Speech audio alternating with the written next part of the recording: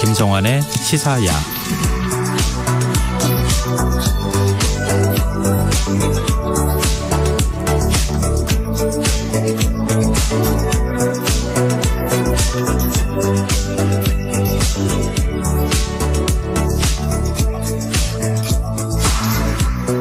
하루의 마무리, 오늘도 함께 하시죠. 시사평론가 김성환입니다. 한일 정상이 유엔 총회 참석을 계기로 2년 9개월 만에 마주 앉았습니다. 두 정상은 관계 개선 필요성에 공감한 것으로 알려졌지만 회동의 형식을 두고선 서로 다른 해석이 나오고 있는데요. 우리는 약식 회담으로 규정하고 일본 정부는 간담회라는 용어를 사용한 이번 회동, 어떻게 평가할 수 있는지 더 깊이 있게 들여다보는 인터뷰 시간에 전문가와 이야기 나눠보겠습니다. 목요일 경제읽기 코너에서는 고물가 속에서 나홀로 하락한 쌀값 문제, 양곡관리법이 해법이 될 수 있는지 살펴보는 시간 마련했습니다. 김성환의 시사에는 청취자 여러분들의 관심과 참여 기다립니다. 방송 내용과 관련해 의견 있으신 분들은 문자 보내주십시오. 당첨된 분들께는 모바일 쿠폰 보내드릴 텐데요. 참여하실 번호는 샵 9730이고요. 짧은 문자는 50원, 긴 문자는 100원의 이용료가 부과됩니다. 콩 어플리케이션과 KBS 라디오 유튜브 채널을 통해서도 저희 방송을 실시간으로 시청 또 참여하실 수 있습니다. KBS 1라디오 김성환의 시사야. 그럼 지금 시작하겠습니다.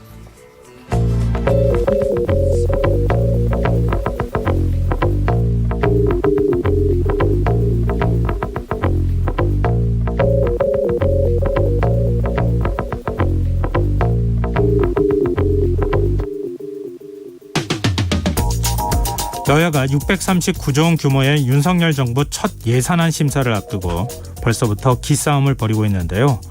그 가운데 하나가 기초연금입니다. 민주당은 기초연금 대상과 금액을 늘리는 기초연금 확대법을 주요 입법과제로 선정하고 시급히 처리하겠다는 입장인데요. 국민의힘 주원영 원내대표는 국회 연금특위가 가동돼 종합적으로 연금을 손보려고 하는 시점에 기초연금을 10만 원 올리겠다고 주장하는 것은 무책임한 선심성 정책이라며 비판의 목소리를 높이고 있습니다. 문제는 기초연금 40만 원 인상안이 윤석열 대통령의 대선 공약이었다는 점인데요. 윤 대통령은 대선 후보 시절 우리나라 노인 빈곤율이 OECD 국가 평균보다 무려 3배 이상으로 높다면서 기초연금 인상을 약속한 바 있고요. 대통령직 인수위원회 역시 기초연금 40만 원 인상안을 국정과제로 선정하기도 했는데요. 여당 원내대표가 정부의 국정과제를 선심성 정책이라고 비판하는 상황, 어떻게 봐야 할까요? 더구나 주 원내대표는 국회 연금개혁특위 위원장을 겸하고 있는데 말입니다. 물론 민주당도 비판해서 자유롭지 못할 겁니다. 정의당은 민주당이 기초연금 40만 원을 주장하고 있지만 재원 마련은 어떻게 하겠다는지 이야기가 없다면서 증세에 대한 논의를 외면해선 안 된다고 지적했는데요. 노인 빈곤율 38.9%, 여야의 기싸움으로 시간을 보내기엔 어르신들의 시름이 너무 깊어 보입니다.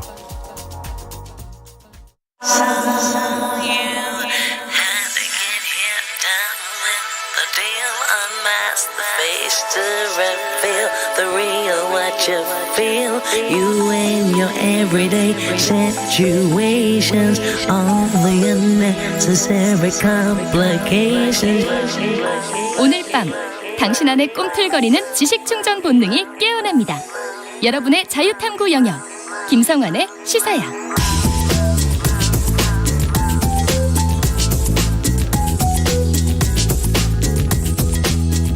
오늘 놓쳤던 뉴스 꼼꼼히 정리해드리는 뉴스야 시간입니다. 오늘은 곽재훈 프레시안 기자 나와 계십니다. 안녕하세요. 네, 안녕하세요. 네, 한일 정상이 유엔 총회를 계기로 2년 9개월 만에 만남을 가졌어요. 일단 양국 관계 개선 필요성에는 공감했다. 이런 이제 대통령실 설명이 있었는데 관련 내용 좀 소개해 주시죠. 네, 뉴욕을 방문 중인 윤석열 대통령이 오늘 현지 시간 21일 기시다 후미오 일본 총리와 30분간 약식 정상회담을 가졌습니다. 회담은 현지 시간 21일 오후 12시 23분부터 약 30분간 유엔 총회장 인근 한 컨퍼런스 빌딩에서 진행이 됐는데요. 회담 뒤 대통령실이 발표한 내용은 이렇습니다. 양 정상은 현안을 해결해 양국 관계를 개선할 필요성에 공감하고 이를 위해 외교당국 간 대화를 가속화할 것을 외교당국에 지시하는 동시에 계속 협의해 나가기로 했다라는 내용입니다. 네. 뭐 과거사라든지 뭐 강제징용이라든지 이런 어떤 구체적인 표현이 없이 다소 좀 원칙적인 표현으로 된 것이 좀 아쉬운 부분이다 이런 지적이 나오고요. 네. 또 지금 그 우리 한국 대통령실에서는 약식 정상회담이다 이렇게 발표를 했는데 일본 정부와 언론은 여기에 대해서 그 비공식 간담이라고 설명을 했습니다. 네. 오늘 아침 요미우리 신문 제목이 그랬는데요. 기시다 수상이 윤석열 대통령과 간담했다. 그리고 한국 측은 이것을 약식 회담으로 발표했다라는 게 요미우리 신문의 제목이었습니다. 그 회담과 간담 이게 사실 어떤 차이가 있나 이런 생각이 들기도 하는데 하나는 좀 더 공식적인 의미를 지니는 것 같고 하나는 간담이라고 하면 그냥 만났다 서로 간에 뭐 허심탄회하게 대화를 나눴다 뭐 이 정도 수준으로 해석할 수 있을 것 같거든요. 네, 간담이라고 하면 보통은 비공식 대화를 얘기하는 거죠. 네. 그럼 일본은 이번 만남을 비공식 대화 정도 수준으로 보고 있다는 건가요? 네, 사실 일본은 이번 만남에 대해서 회담이란 표현을 쓰지 않았습니다. 그 외무성에서는 이것은 회담이 아니다. 이제 일본 언론이 부인했어요. 회담이란 표현을. 네. 예. 그래서 지금 일각에서 저자세 외교를 한 거 아니냐. 또 뭐 이 굴욕적이다. 심하면 이런 표현까지 지금 사용하고 있더라고요. 이제 글쎄 뭐 저자세라는 건 아무래도 뭐 지금 일본이 그 CTBT 관련 행사를 하고 있는 일본 총리가 하고 있는 거기에 이제 윤석열 대통령이 찾아가서 만났다는 것 때문에 뭐 일각에서 그런 평가가 나오기도 하는 것 같고요. 네. 뭐 그리고 이제 지금 이제 그 결과적으로 성과가 좀 없었다는 면에서 이렇게 성과가 없었고 특히 이제 일본에서는 정상회담이 없다 하지 않겠다는 얘기를 기시다 총리가 그 출국 전에 일본 언론에 한 걸로 지금 알려지고 있는데 네. 뭐 그런 상황에서 이제 굳이 회담을 추진하는 것이 좀 한국 측에 좀 매달리는 듯한 모양새가 되지 않았느냐 뭐 그런 측면에서 그런 평가도 일부 있는 것 같습니다. 네. 회담 초기부터 서로 간에 정상회담을 우리는 공식적으로 발표하고 일본에서는 아니다 이렇게 부인할 때부터 뭔가 좀 안 맞는 것 같다 이런 얘기가 나왔는데 어찌됐든 회담이 성사가 됐지만 그 이후에도 여러 가지 좀 뒷말이 있는 상황인 것 같습니다. 일단 저자세 외교 논란에 대해서 우리 외교부가 어떤 입장을 취하고 있습니까? 네, 외교부 당국자는 그 한일 이번 회동에서 그 강제징용 등과 관련해 진전된 내용이 보이지 않는다 이런 지적에 대해서 예. 다시 한번 강조하지만 대통령 취임 후 첫 정상회담이다 라면서 첫 술에 배부를 수 없다고 지적을 했습니다. 또 윤 대통령이 기시다 총리가 있는 장소로 찾아가서 회담을 했다 이제 이런 지적에 대해서는 그 일본 측이 호스트였고 우리도 일정과 동선상 거기서 하는 게 편하다는 측면이 있었다 이렇게 설명을 했습니다. 네. 또 한국 정부가 약식회담, 일본 정부는 간담을 했다 이렇게 다른 용어를 쓰고 있는데 대해서는 형식에 대해서는 그 보다는 정상 간의 만남 자체가 더 중요하다. 미래지향적 관계 발전을 위해 협력해 나가고 양 정상 간 그런 의지를 확인했다는 것이 아주 중요한 평가 부분이다. 이렇게 답을 했습니다. 네. 한일 정상 간 만남 외에도 지금 한미 정상 회담이 원래 있을 거라고 얘기가 나왔었는데 한미 정상회담은 지금 결국은 성사가 되질 않았고 좀 바이든 대통령이 행사를 하는데 찾아가서 윤석열 대통령하고 잠시 회동을 가진 게 전부였어요. 네, 윤 대통령은 현지 시간 21일 오후 뉴욕의 한 빌딩에서 열린 글로벌 펀드 7차 재정공약 회의에 참석을 해서 이 자리에서 바이든 대통령과 잠깐 만남을 가졌는데요. 행사가 끝난 뒤 바이든 대통령이 윤 대통령에게 다가와서 인사를 나누면서 대화를 나눴는데 이제 언론에 제공된 영상으로 이제 시간을 재어보니까 48초간 대화가 이뤄졌다고 합니다. 네. 이 바이든 대통령이 뉴욕 체류 기간을 단축하면서 이제 그 여파로 정식 한미 정상회담은 불발이 된 겁니다. 대통령실은 이 만남에 대해서 환담이라고 표현을 하면서 윤 대통령은 지난 19일 런던에서 열린 찰스 3세 영국 국왕 주최 리셉션 그리고 21일 미국 뉴욕에서 열린 글로벌 펀드 7차 재정공약 회의 같은 날 바이든 대통령 내외 주최 리셉션 등에 참석한 것을 계기로 인플레이션 감축법에 관해 협의했다면서 인플레 감축법과 관련한 우려 업계의 우려를 설명한 뒤 미 행정부가 인플레 감축법을 집행하는 과정에서 우리 측 우려를 해소할 수 있도록 한미 간 긴밀히 협력해 줄 것을 요청했다라고 우리 측의 요청 내용을 밝혔습니다. 이에 대한 미 측의 반응에 대해서는 우리 대통령실에 따르면 바이든 대통령이 우리 측의 우려를 잘 알고 있다면서 한미 간 계속해서 진지한 협의를 이어나가자 이렇게 답변했다고 밝혔습니다. 이번 48조 회동에 대해서 대통령실은 플랜 B가 작동한 것이다 이렇게 설명을 했어요. 네, 뭐 일각에서 이제 48초 동안 사실 대통령실에서 발표한 내용을 읽는 것만 해도 48초가 넘을 것이다. 뭐 이런 반응도 통역도 있었는데요. 끼니까 그렇죠. 실제로 대화할 수 있는 시간은 몇 초 안 됐겠죠. 뭐 이제 이런 좀 너무 부실했던 게 아니냐 이런 지적에 대해서 대통령실 고위 관계자는 두 분이 만난 그 총 시간의 양이 중요한 게 아니다. 그러면서 공식적인 정상회담이 뉴욕 체류 기간이 줄어든 이제 바이든 대통령 일정 변경으로 여의치 않아졌기 때문에 일종의 플랜 B를 작동한 것이다. 이렇게 설명했습니다. 또 이제 48초가 너무 짧다 이런 지적에 대해서는 미국에 와서 논의를 시작한 게 아니고 아젠다를 정해놓고 양측 대통령실 간에 또 NSC 간의 주요 이슈에 관한 긴밀한 협의가 있었다면서 런던에서 있었던 그 찰스 신임 국왕 주최 그 리세션과 그 문제의 두 번째 48초 그다음에 그 21일 저녁에 이제 바이든 대통령이 주최한 리셉션 이 세 가지 계기에 계속해서 이제 이어져서 대화가 이루어졌다 이 점을 강조해서 설명을 했습니다. 근데 바이든 대통령이 런던을 방문하고 난 다음에 워싱턴을 먼저 갔다가 그다음에 뉴욕 오는 일정 때문에 일정이 많이 뭐 흐트러졌다 이렇게 지금 설명하고 있잖아요. 대통령실에서는. 그래서 정상회담이 좀 어려웠다 이렇게 얘기를 하고 있는데 지금 다른 국가의 정상들하고는 정상회담을 가졌다 이런 얘기도 있어요. 네, 일단 리즈 트러스 신임 영국 총리와 바이든 대통령은 오늘 양국 깃발까지 장식한 회담장에서 정식 회담을 가졌고요. 그리고 에마뉴엘 마크롱 프랑스 대통령도 이 러시아 우크라이나 침공 문제를 바이든 대통령과 만나서 논의했다고 백악관은 밝혔습니다. 또 백악관은 다음 날인 현지 시간 22일 오전에는 이 페르디난드 마르코스 주니어 필리핀 대통령과 회담을 간다는 일정도 공지했는데요. 참고로 이제 필리핀 같은 경우에는 원래 친미 국가였다가 이제 과거에 그 두테르테 정권 때 이제 친중으로 이제 좀 약간 선회하는 듯한 입장을 보였다가 지금 또 다시 이제 외교 정책 노선을 좀 전환을 시도하고 있는 걸로 보여서 지금 미중 양국이 상당히 좀 공을 들이고 있는 뭐 그런 측면은 있습니다. 네. 근데 사실은 오늘 뭐 더 많은 언론들이 주목을 했던 게 바이든 대통령하고 환담을 나눈 후에 회동을 가진 후에 윤석열 대통령이 회의장 바깥으로 나가면서 한 발언이 영상으로 찍혀서 지금 공개가 되지 않았습니까? 네, 사실 이걸 그 방송에서 말씀을 드려도 되는지는 모르겠는데 이 글로벌 펀드 7차 재정 공약 회의 이제 바이든 대통령 주최 행사 행사에서 바이든 대통령과 만난 뒤에 행사장을 나오던 윤 대통령이 이제 박진 외교장관과 김성환 청와대 대통령실 안보실장을 향해서 그 이제 미국 의회를 지칭하면서 국회에서 이 네모들이 승인을 안 해주면 바이든은 뭐 쪽팔려서 어떡하느냐 뭐 이렇게 말하는 장면이 한국 언론 그 풀 영상 취재 카메라에 잡혀가지고 언론에 보도가 돼서 오늘 상당히 논란이 됐습니다. 네, 좀 표현을 어떻게 저희가 좀 해야 될지 좀 난감하긴 한데요. 일단 대통령실 입장은 나왔죠. 네, 대통령실 고위 관계자는 무대 위에서 공적으로 말씀하신 것도 아니고 지나가면서 한 말을 누가 어떻게 녹음했는지 모르겠지만 진위 여부도 판명을 해봐야 한다. 처음에 이렇게 얘기를 했습니다. 네. 또 대한민국의 국익을 위해 힘든 일정을 수호하는데 그런 일로 외교 참사를 언급하는 것 자체가 상당히 유감스럽다면서 공식적 입장을 밝힌 게 아니기 때문에 큰 의미를 부여하는 것은 적절하지 않다고 강조했습니다. 네. 이번 정상간 일정에 대해서 정치권 반응은 어떻게 나오는지도 좀 살펴볼까요? 네, 민주당에서는 상당히 그 직후부터 강한 비판이 나왔는데요. 박홍근 민주당 원내대표는 오늘 아침 정책조정회의에서 윤석열 정부의 빈손외교, 비골외교에 대한 우려가 현실이 됐다면서 바이든 대통령과 48초간 서서 나눈 대화가 정상회담의 전부일 거라 믿고 싶지 않았는데 그게 전부라면 보조금 차별과 바이오 압력 등 경제 현안은 하나도 풀어내지 못한 것이다. 이렇게 꼬집었습니다.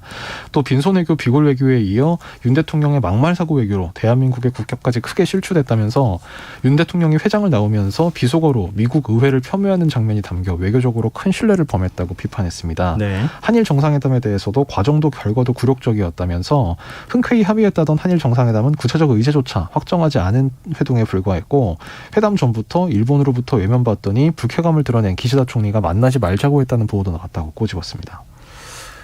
국민의힘에서는 과거 문재인 대통령의 중국 방한 당시 뭐 이른바 혼밥 논란 얘기를 꺼냈어요. 네, 국민의힘에서는 이제 윤 대통령의 외교 행보에 대한 옹호가 나왔는데요. 그 정진석 국민의힘 비대위원장은 오늘 당 의원총회에서 대통령께서 정상회견을 하시고 외교 강행군을 벌이고 고군분투하고 있는데 민주당에서 쏟아내는 마구잡이식 흠집내기가 도를 넘었다 이렇게 주장했습니다. 정 위원장은 특히 이제 조문외교 논란과 관련해서 어제 주한 영국 대사 논평이 영국을 대한민국 정상이 방문했고 새 국왕 만난 걸로 조문이 완성되는 것이라고 했다면서 거기에 무슨 토를 달 게 있느냐, 그 방명록을 왼쪽에 쓰고 오른쪽에 쓰고가 무슨 문제가 되느냐, 또 조문 시간을 몇 시에 가느냐, 조금 늦게 가느냐가 무슨 문제가 되느냐 이렇게도 주장했습니다. 그러니까 말씀하신 과거 문재인 대통령 중국 방한 당시 관련 발언은 어제 그 경제 분야 대정부 질문 당시에 그 국민의힘 홍석준 의원이 혼밥 외교보다는 지금 훨씬 잘하고 계신 것 같다. 이제 이 과거 일을 이렇게 소환해서 비꼬는 발언을 했습니다. 네. 근데 그렇지만 여당 내에서도 비판의 목소리가 나오고 있죠. 네. 그 유승민 전 국회의원이 오늘 SNS에 쓴 글에서 윤석열 대통령을 정면 비판했습니다. 윤석열 대통령님 정신 차리십시오. 정말 쪽팔린 것은 국민들이다. 이제 이렇게 표현을 했는데요. 유 전 의원은 나토 방문은 온갖 구설만 남기고 한국까지 온 펠로시 의장은 패싱하고 영국 여왕 조문하러 가서 조문도 못하고 유엔 연설은 핵심은 다 빼먹었다. 이렇게 비판하면서 또 예고된 한미 정상회담은 하지 못하고 한일 정상회담은 그렇게 할 거 왜 했는지 모르겠다. 마침내 카메라 앞에서 이 머머들 뭐 쪽팔려서 어떡하나라고 했다. 이렇게 그 최근 정상회교 행보를 조목조목 비판을 했습니다. 이승민 전 의원도 최근에 정치적인 행보를 하고 있는 거 아닌가 이런 또 해석이 나오더라고요. 이렇게 자꾸 정치에 대해서 어떤 논평을 좀 하는 모습을 보면서. 네, 지금 여러분께서는 KBS 라디오 김성환의 시사회와 함께하고 계십니다. 계속해서 뉴스야 이어가겠습니다. 오늘 국회 대정부 질문 마지막 날이었잖아요. 여기서도 외교 논란이 지금 의원들 간에 설전으로 번지기도 했어요.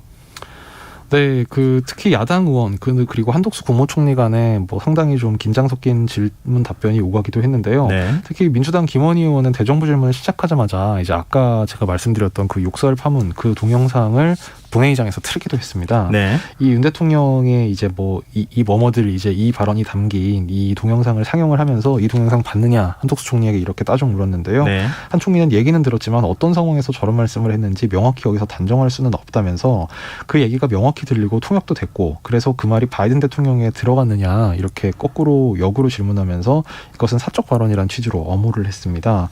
이에 대해 김 의원은 다른 자리도 아니고 미국 대통령과의 공식 행사장에서 그 미국 국회를 뭐 이 뭐뭐라는 발언으로 한 방에 보냈다. 또 현장에 있던 그 기자들 카메라에 녹화가 됐는데 그게 숨겨지겠느냐 이렇게 한 총리를 다시 공박했는데요. 네. 그러자 한 총리는 무슨 얘기인지 명확하게 이게 들리지 않는다는 분들도 많더라. 또 이렇게 그 반박을 하면서 바이든 대통령 앞에서 말한 건 아니지 않느냐 이렇게 얘기를 하기도 했습니다. 한덕수 국무총리 오늘 이제 대정부 질문 과정에서 발언하는 거 봐도 그렇고 이게 상황 파악이 제대로 돼 있나 이런 이제 의구심을 갖는 분들이 적지 않았는데요. 그동안에 이른바 뭐 어떤 질의를 하거나 뭐 영빈관 예산도 마찬가지였지만 신문 보고 알았다 이런 얘기들 많이 했잖아요. 네. 오늘 이 부분에 대해서 사과를 했다고요. 아, 네.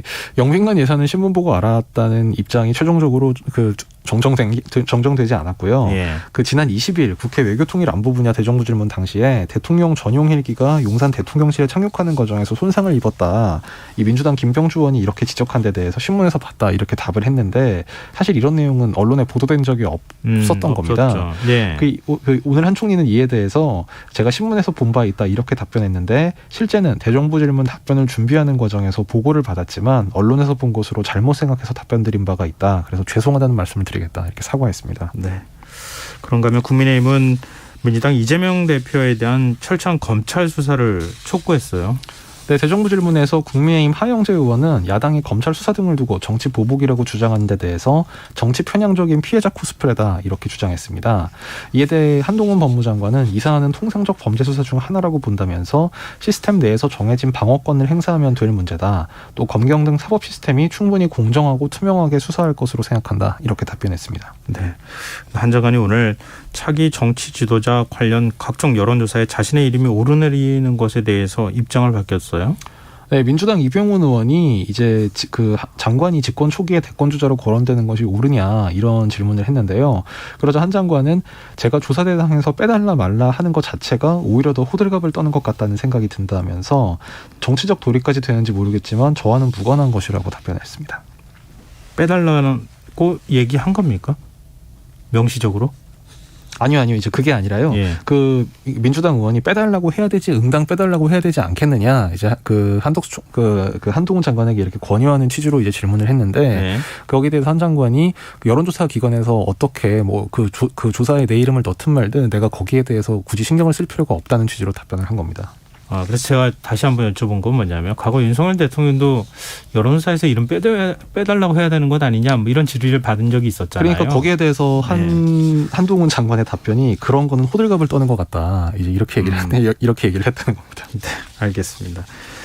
여야가 639조 원 규모 윤석열 정부 첫 예산안 심사를 앞두고 벌써부터 기싸움을 벌이고 있네요. 네, 민주당은 윤석열 정부의 세금 정책, 세제 정책에 대해서 이것은 초부자 감세다. 그래서 당 차원에서 반대하기로 오늘 당론을 정했습니다. 예. 민주당은 오늘 오후 국회 의원총회에서 정부의 법인세 최고세율이나 그리고 주식 양도소득세 면제 기준 상향 그리고 다주택자 종부세 중과 폐지 정책과 관련한 법 개정에 동의하지 않는다. 이 내용을 당론으로 채택을 했습니다. 이재명 대표는 의원총회에서 초부자 감세와 특권 예산에 대해 야당으로서 다수당으로서 국민의 삶을 위해 할 수 있는 것은 하겠다. 이렇게 강조를 했는데요. 이것을 당론으로 정하는 것은 앞서 이제 이번 주 수요일 최고위원회 때 이재명 대표가 정책위 의장 또 원내대표와 상의해서 발표한 바가 있습니다. 네, 국민의힘은 민주당의 7대 입법 과제를 선심성 예산이다 이러면서 비판하고 있네요. 국민의힘 주호영 원내대표는 오늘 비상대책위원회 회의에서 그 이른바 민주당의 7대 입법 과제를 두고 무책임한 선심성 정책 남발이라면서 기초연금을 그 정도만 올려도 12조 원 예산이 추가로 소요된다. 민주당 발표에 그런데 재원은 전혀 언급조차 없다. 이렇게 비판했습니다. 네. 주 원내대표는 연금제도는 관련된 연금을 모두 종합적으로 전체적 구조를 짜는 게 맞지 어느 연금 하나를 함부로 하는 것은 무책임한 일이라고 지적했습니다. 네. 다음 수로 넘어가 보겠습니다. 당정이 이른바 신당역 스토킹 살인 사건과 관련해서 긴급 당정 협의회를 열었다고 하는데 어떤 얘기가 나왔습니까? 네, 당정은 오늘 오전 국회에서 비공개로 스토킹 범죄 대책 관련 긴급 협의회를 열어서 법무부와 경찰청에 스토킹 범죄 대책을 보고받았는데요.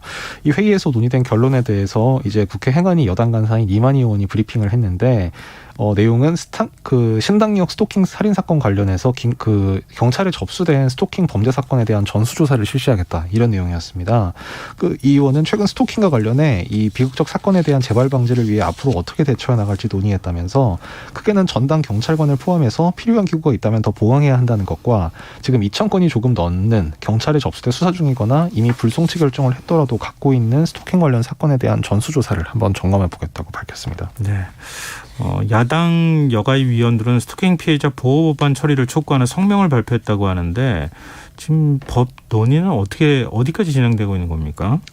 이 신당역 사건 관련 법안 논의는 지금 여당, 야당이 각각 좀 추진을 하고 있는데요. 국민의힘에서는 이번 정기국회 때 스토킹 처벌법 개정안 처리를 추진을 하겠다. 이제 이것은 앞서 법무부가 밝힌 것처럼 이른바 반의사불벌죄 폐지 같은 이제 그런 방안을 네. 포함하는 대책을 추진하겠다는 거고요. 이 민주당과 또 뭐 기본소득당 등 야당 의원들은 스토킹 피해자 보호 법안 처리를 위해서 오는 27일부터 29일까지 그 여성가족위원회 회의 개최를 요구했는데 국민의힘이 윤석열 정부 눈치를 보고 있다. 그래서 민주당의 조속한 법안 심사 제안을 거부하고 있다 이렇게 비판했습니다. 여당에서는 지금 이에 대해서 그 법무부 등 이제 정부의 대책을 지켜본 다음에 이제 뭐 국회가 입법에 나서는 것이 맞다 이제 이런 취지로 거부한 걸로 전해지고 있습니다. 네, 알겠습니다. 좀 국민들이 관심이 굉장히 많은 사안이기 때문에 정치권이 좀 깊이 있는 논의를 했으면 좋겠습니다. 이제 각 정당 소식도 좀 짧게 살펴보죠. 국민의힘 주호영 원내대표가 공식 출범을 했네요. 네, 이제 주호영 원내지도부가 오늘 네. 공식 출범을 했는데요. 김미애 장동혁 의원이 원내 대변인으로 임명하는 등 새 원내부 대표단 그리고 그 원내 수석부 대표 그다음에 그 정책위 수석부의장 등의 인선이 이루어졌습니다. 정기국회 도중에 이제 원내지도부가 교체된 점을 감안해서 그 전임 권성동 원내대표 시절에 원내지도부로 선임됐던 송원석 원내 수석부 대표라든지 성일종 정책위 의장 등은 유임됐고요. 그 원내 대변인들을 지금 새로 선임한 정도의 그 변경 폭이었습니다. 네. 민주당 이재명 대표는 오늘 당 원로들을 만났다고요? 네, 오늘 민주당 상임고문과 이제 당 대표 간의 간담회가 있었는데요. 이 자리에서는 이제 이른바 친노그룹 원로 인사인 이해찬 전 대표가 이재명 대표에 대해서 연일 공개적으로 이제 칭찬을 건네서 좀 눈길을 끌었습니다. 네. 이해찬 전 대표가 오늘 회의에 참석해서 한 발언을 보면 국내외적으로 경제가 굉장히 어렵고 집중호우 태풍으로 서민들이 어려움을 겪고 있는데 이재명 대표 취임 후에 민생 중심으로 당을 잘 이끌어가는 방향이 국민들에게 크게 안심된다고 생각한다. 또 앞으로도 그런 방향으로 전 당력을 다 모아서 함께 갔으면 좋겠다 이렇게 얘기를 했습니다. 네. 어제 공개된 이해찬 전 대표의 회고록에서도 너무 아까운 후보다, 굉장히 좋은 후보였다, 뭐 이렇게 상찬을 하기도 했는데요. 다른 상임 고문들은 사법 리스크 논란과 관련해서 야당 대표를 기소한 것이 부당하다 이런 취지로 정부를 비판을 했고요. 그 이재명 대표는 당 운영과 관련해서 경험이 일천하기 때문에 상임 고문들의 도움이 절실하다 이렇게 덕담을 했습니다. 네. 오늘 뉴스 여기까지 하겠습니다. 지금까지 곽지은 프레시안 기자였습니다. 고맙습니다. 감사합니다.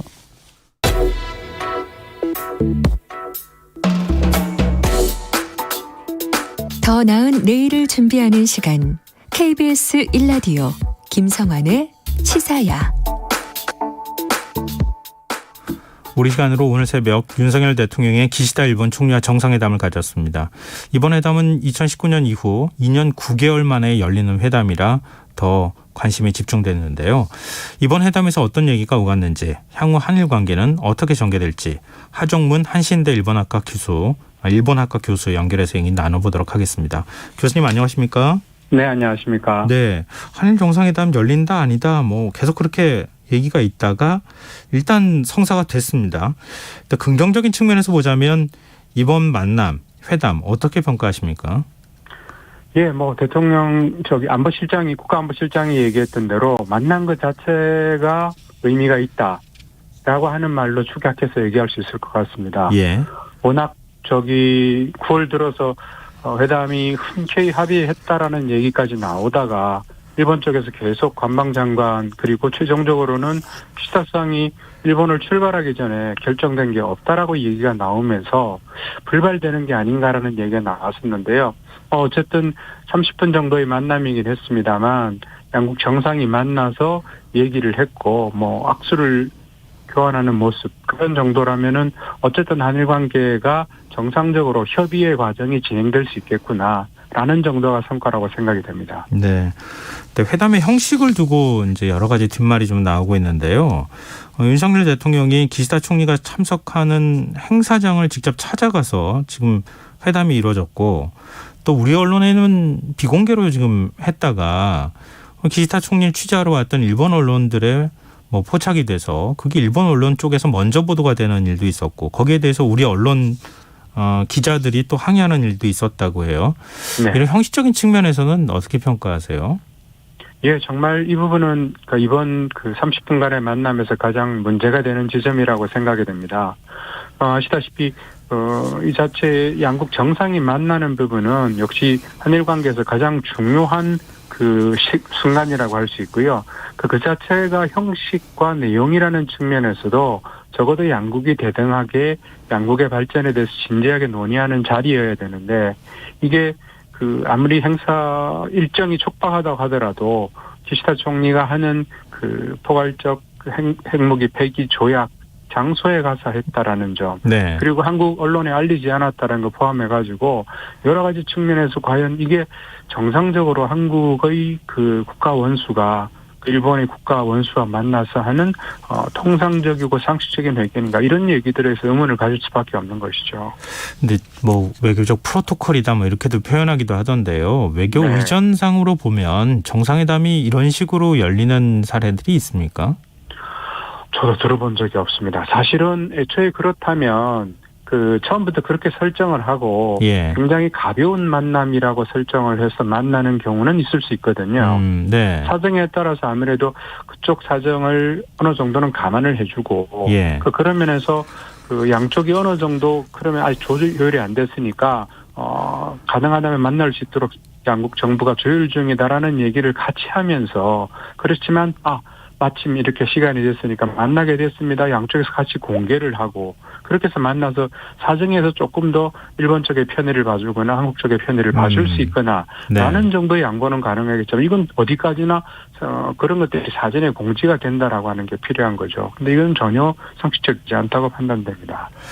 우리 정부는 약식 회담이다. 그래서 회담이라는 사실을 좀 강조하고 있는데요.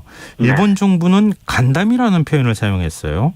지금 일본에서는 이런 정상회담과 간담을 어떻게 구분하는지 이게 좀 헷갈리기도 하는데요.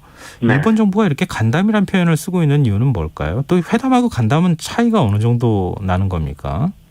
예, 일본 쪽에서 그 관방장관이 설명했던 것은 간담이라는 것은 의제를 설정하지 않고 네. 양국 정상이 접점을 갖기 위해서 하는 거니까 어떤 면에서는 좀 형식적이지 않은, 영어로 표현하면 그렇게 돼 있더라고요. informal talks라는 표현을 썼었습니다. 네. 그러니까 비공식적인 그 대화라는 의미이기 때문에 네. 간담이라고 했던 거고, 공교롭게도 우리나라 정부에서도 약식 회담이라고 썼습니다만 이거를 그 한국에서도 로이터 통신을 보니까 그 대통령실 관계자가 informal talks라고 얘기를 했다 그러더라고요. 그다음에 우리나라의 지금 중앙데일리 같은 경우에도 informal 비공개 톡스 이런 식으로 얘기하는 걸 보면 예. 기본적으로 간담과 약식회담 자체는 의미 차이는 없는데 예. 한국에서는 공식 제가 찾아보니까 약식회담이라는 표현들은 써왔더라고요. 예. 근데 일본은 정확하게 간담이라고 하는 것은 그 이른바 정상회담이나 정식의 회담과는 차이가 있는 표현으로서 공식적으로 용어를 정해서 사용하고 있는 모양입니다. 그러니까 우리가 받아들이는 관점에서 보면은 네. 일본 정부는 굳이 정상 간의 만남에 있어서 의미를 두려고 하지 않는 듯한 느낌을 받게 되거든요. 예, 그렇게 볼 수도 있겠습니다만 이번 경우에는 뉴질랜드 수상하고 만났던 것도 제가 일본 외무성 홈페이지를 보니까 예. 간담이라는 표현을 썼거든요. 근데 반대로 터키 같은 경우에는 이미 그 하네다를 출발하기 전에 기시다 수상이 공식 일정에 포함되어 있습니다. 예. 그래서 당연히 회담이라고 되어 있고요.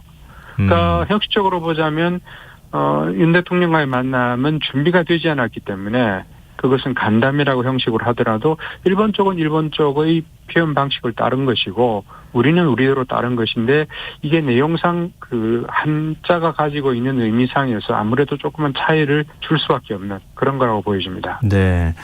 근데 보통 이제 정상 간의 그 회담이 확정이 되면 양국이 네. 동시에 발표를 하잖아요. 그렇습니다. 근데 우리는 정상회담이 확정이 된 것처럼 발표를 했는데 일본에서는 확정이 안 된 것처럼 계속 얘기를 하고 뭐 네. 기시다 총리가 일본 언론 쪽에서 보도한 바에 따르면은 그럴 바에는 안 만나겠다 이렇게까지 얘기했다고 하고 네. 마지막까지 회담의 형식이 이런 방식으로 이루어지는 거 이게 일본이 의도한 거라고 봐야 되는 겁니까? 아니면 우리가 너무 과잉해서 외교적으로 좀 홍보를 했기 때문입니까?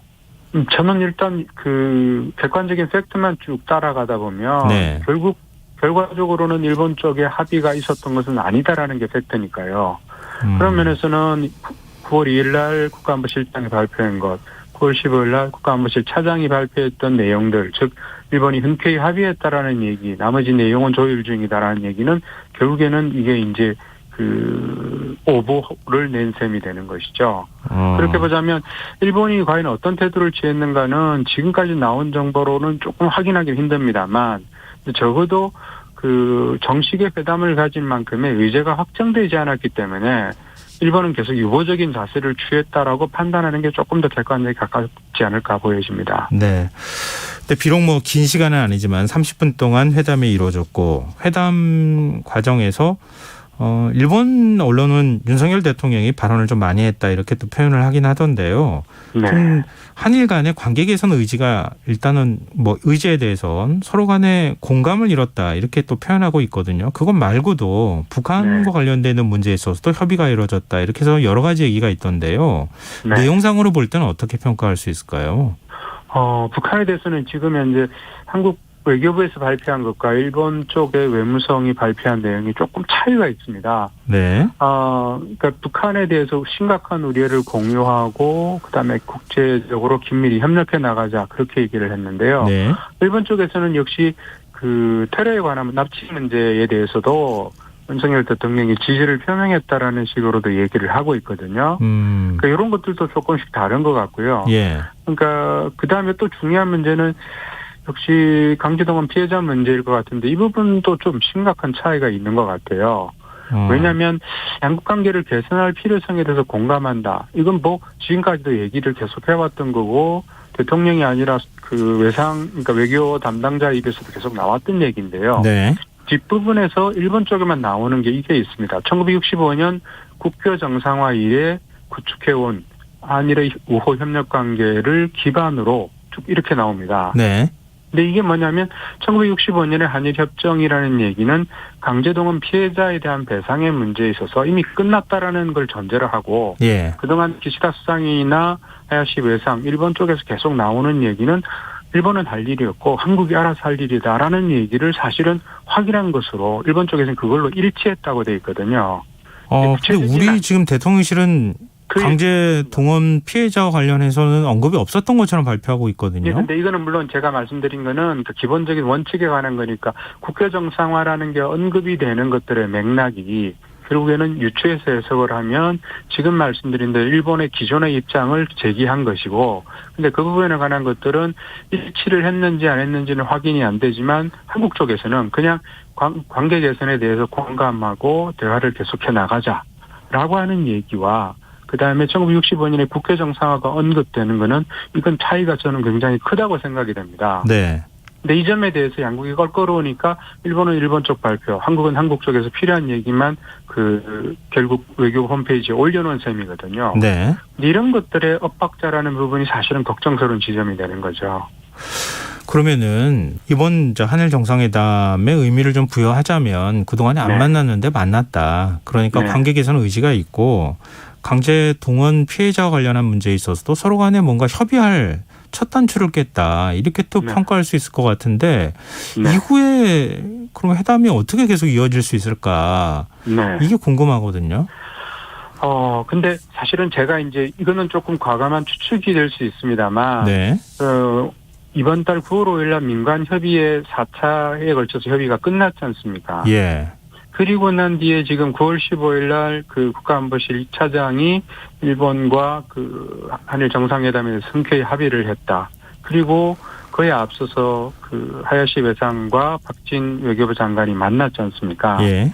저는 이런 부분들이 일종의 한국 쪽에서 생각했을 때는 그러니까 민관협의회가 도출한 결론이라고 생각되는 부분에 대해서 일본 쪽이 받아줄 수 있는 가능성 내지는 이런 것들에 기대를 한 것 같아요. 예. 근데 문제는 일본 쪽에서 전혀 그거에 대해서는 응해주거나 아니면은 이제 한국이 반대급부로 생각하는 수출 규제 문제의 해제 같은 거라든지 이런 거에 대해서는 전혀 논의할 의지가 없다는 것이 확인되면서 저는 스텝이 꼬이게 아닌가 그렇게 판단이 되거든요. 근데 지금 이제 얘기 나오는 것처럼 네. 대위 변제라는 게 있잖아요. 그렇습니다. 우리 정부가 먼저 배상을 하고 그리고 난 네. 다음에 나중에 이제 기금을 만들든가 이렇게 해서 해결하는 방안을 얘기하고 있는데 일본 정부는 그것도 받기 어렵다는 얘기입니까? 지금 대위 변제는 한국 쪽에서는 일단은 그 부분은 접어드는 걸로 했고요. 예. 기금을 창설하는 문제로 갔는데 예. 이 기금 창설에서 사실은 그러면은 일본의 입장은 기금을 창설하던 그 부분에서 일본 쪽에서 돈이 나가는 기업 정부는 물론이고 기업에서 돈이 나가는 것조차도 용인하기 어렵다라는 거거든요. 근데 문제는 기금이라고 하는 거에서 한국 쪽에 생각하는 거는 일본 기업의 자발적인 기부라든지 이런 형태의 식의 돈의 출연은 분명히 전제로 하고 있습니다. 네. 그러니까 이런 것들에서 아직까지는 사실은 세부적으로 보이지만 근본적으로 아까 말씀드렸던 1965년에 국회 정상화라고 하는 얘기가 지금 현재 한일 관계에도 충분히 작동하고 있다라는 원칙 이런 부분에 대한 시각차를 저는 노정하고 있다고 생각이 됩니다. 그러니까 그런 면에서는 이게 양국 간의 지난 문재인 정부와의 사이에 껄끄러웠던 부분을 바꿔나가기 위해서 외교적으로 협의는 하지만 네. 문제는 정말 과제는 산적해 있구나라는 거를 새삼 확인했다. 그게 제 관전평입니다. 그렇군요. 지금 한일 간에 뭔가 한 번, 두 번 정상회담을 열어서 해결될 문제는 아닌 것 같다. 굉장히 말씀 들어보니까 산적한 문제들이 굉장히 많고 네. 그걸 해결하기 위해서는 여러 채널로 협의가 계속 이루어져야 되지 않을까 그런 생각이 네. 듭니다. 네, 오늘 말씀 여기까지 들어야겠습니다. 말씀 고맙습니다. 네, 고맙습니다. 예, 지금까지 하종문 한신대 일본학과 교수였습니다.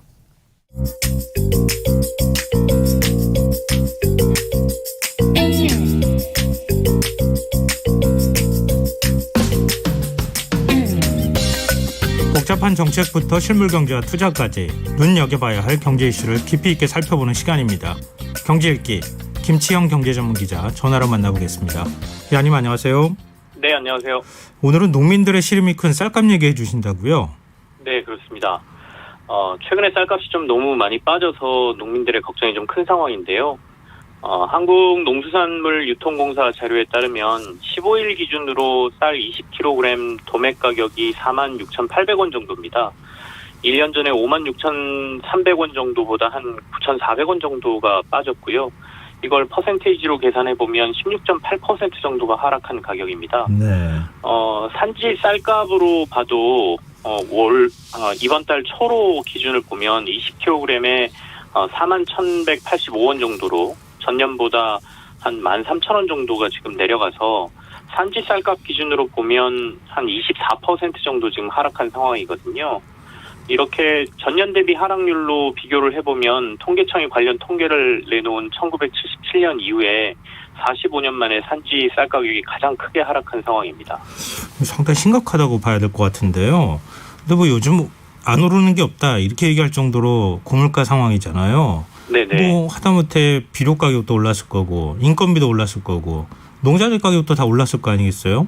그럼 쌀값이 네, 올라가는 게 사실은 정상인데 시장 논리로 보면 근데 쌀값이 오히려 거꾸로 떨어지는 현상이 나타나는 이유는 뭡니까? 말씀하신 대로 이제 원재료라고 저희가 얘기할 수 있겠죠. 그러니까 농사를 짓는데 필요한 필수 농자재라든지 비료값 이런 것들은 굉장히 많이 올랐습니다. 필수 농자재 중에 하나인 비료값은 전년 비해서 지금 160% 정도가 올랐고요. 네. 면세유 같은 경우에도 100%, 농약값이라든지 축산농가 사료 뭐 이런 것들까지 다 고려하면 이런 가격들은 한 30% 이상. 그리고 또 농가에서 뭐 농민들만 하는 게 아니라 가끔 필요하면 여러 가지 그 인부들을 고용해서 하는 인건비는 최하 한 30% 정도 이렇게 상승한 상황이거든요. 네. 그러니까 이걸 그대로 쌀 가격에 반영한다라고 하면 쌀 가격이 올라야 당연하죠. 하지만 이제 상품의 가격이라는 것이 공급과 수요로 결정된다라고 제가 항상 말씀을 드리는데 쌀 시장은 현재 수요는 지속해서 줄어드는 시장의 특성을 지금 가지고 있습니다. 그런데 올해 시장의 쌀 공급량이 크게 증가했고요. 또 이제 본격적인 수확철에 들어서면서 앞으로 더 증가할 것으로 예상이 되기 때문에 더군다나 이제 올해 쌀 농사가 큰 병충해 없이 그리고 뭐 태풍이나 이런 것들에 대한 침수 피해 등도 그리 많지 않아서 굉장히 풍작이 될 것으로 지금 보이거든요. 실제 데이터를 보면 상황이 좀 이해가 가실 텐데요. 지난해 쌀 재배 면적이 20년 만에 증가를 했습니다. 생산량도 338만 2천 톤으로 전년 대비해서 지금 한 10% 정도 늘어난 상황이고요. 네. 그러다 보니까 전국 농협 쌀 창고에 쌓인 구곡, 다시 말해서 묵은 쌀이 포화 상태인 상황이거든요. 8월 기준으로 농협의 구곡 재고가 31만 3천 톤, 전년 대비해서 2배나 지금 늘어있는 상황이다 보니까 수요는 갈수록 줄어들고 공급은 이렇게 많다 보니 가격이 지금 빠지는 거죠. 실제로 수요는 실제 70년대 1인당 1년에 보통 저희가 130kg 정도 쌀을 소비한다라고 했었거든요.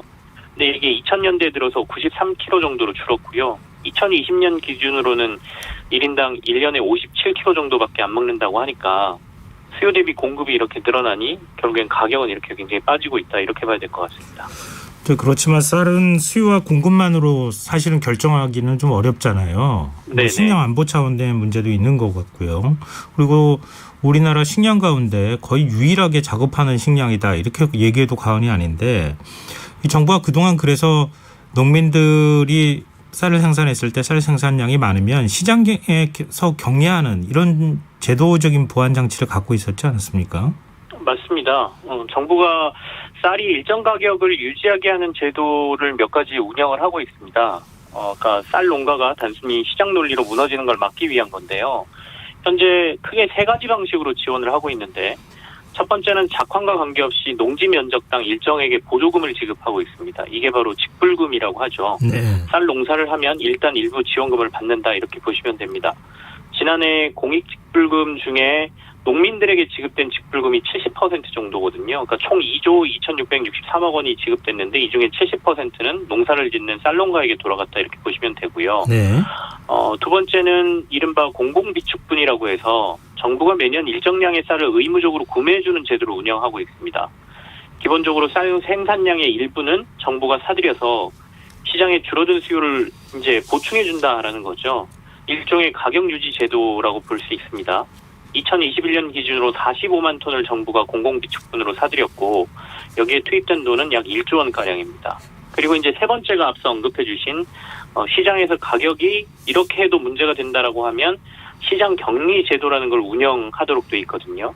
그러니까 공공비축분으로 초과 생산된 쌀을 사들여도 이게 시장을 안정시키는 게 부족하다면 추가로 시장에서 쌀을 사들여서 시장에서 분리하는 제도를 이제 시장 격리 제도라고 하는데 네. 지난해 정부는 이 시장 격리 제도를 통해 37만 톤의 쌀을 격리했고 여기에 한 7,800억 원을 들였죠.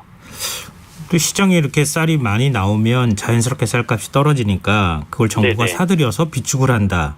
그러면 시장에 쌀이 부족해지지 않겠습니까? 그럼 자연스럽게 네네. 가격이 올라가서 어느 정도 가격이 안정되는 이런 현상으로 이어진다 이런 얘기인데 네네. 근데 쌀값이 폭락했단 말이에요. 네. 그렇게 했음에도 불구하고 그 맞습니다. 이유는 뭡니까?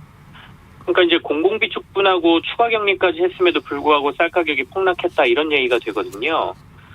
정부가 올해도 공공비축분으로 35만 톤 사들였고요. 시장 격리 조치를 3번에 걸쳐 시행했습니다.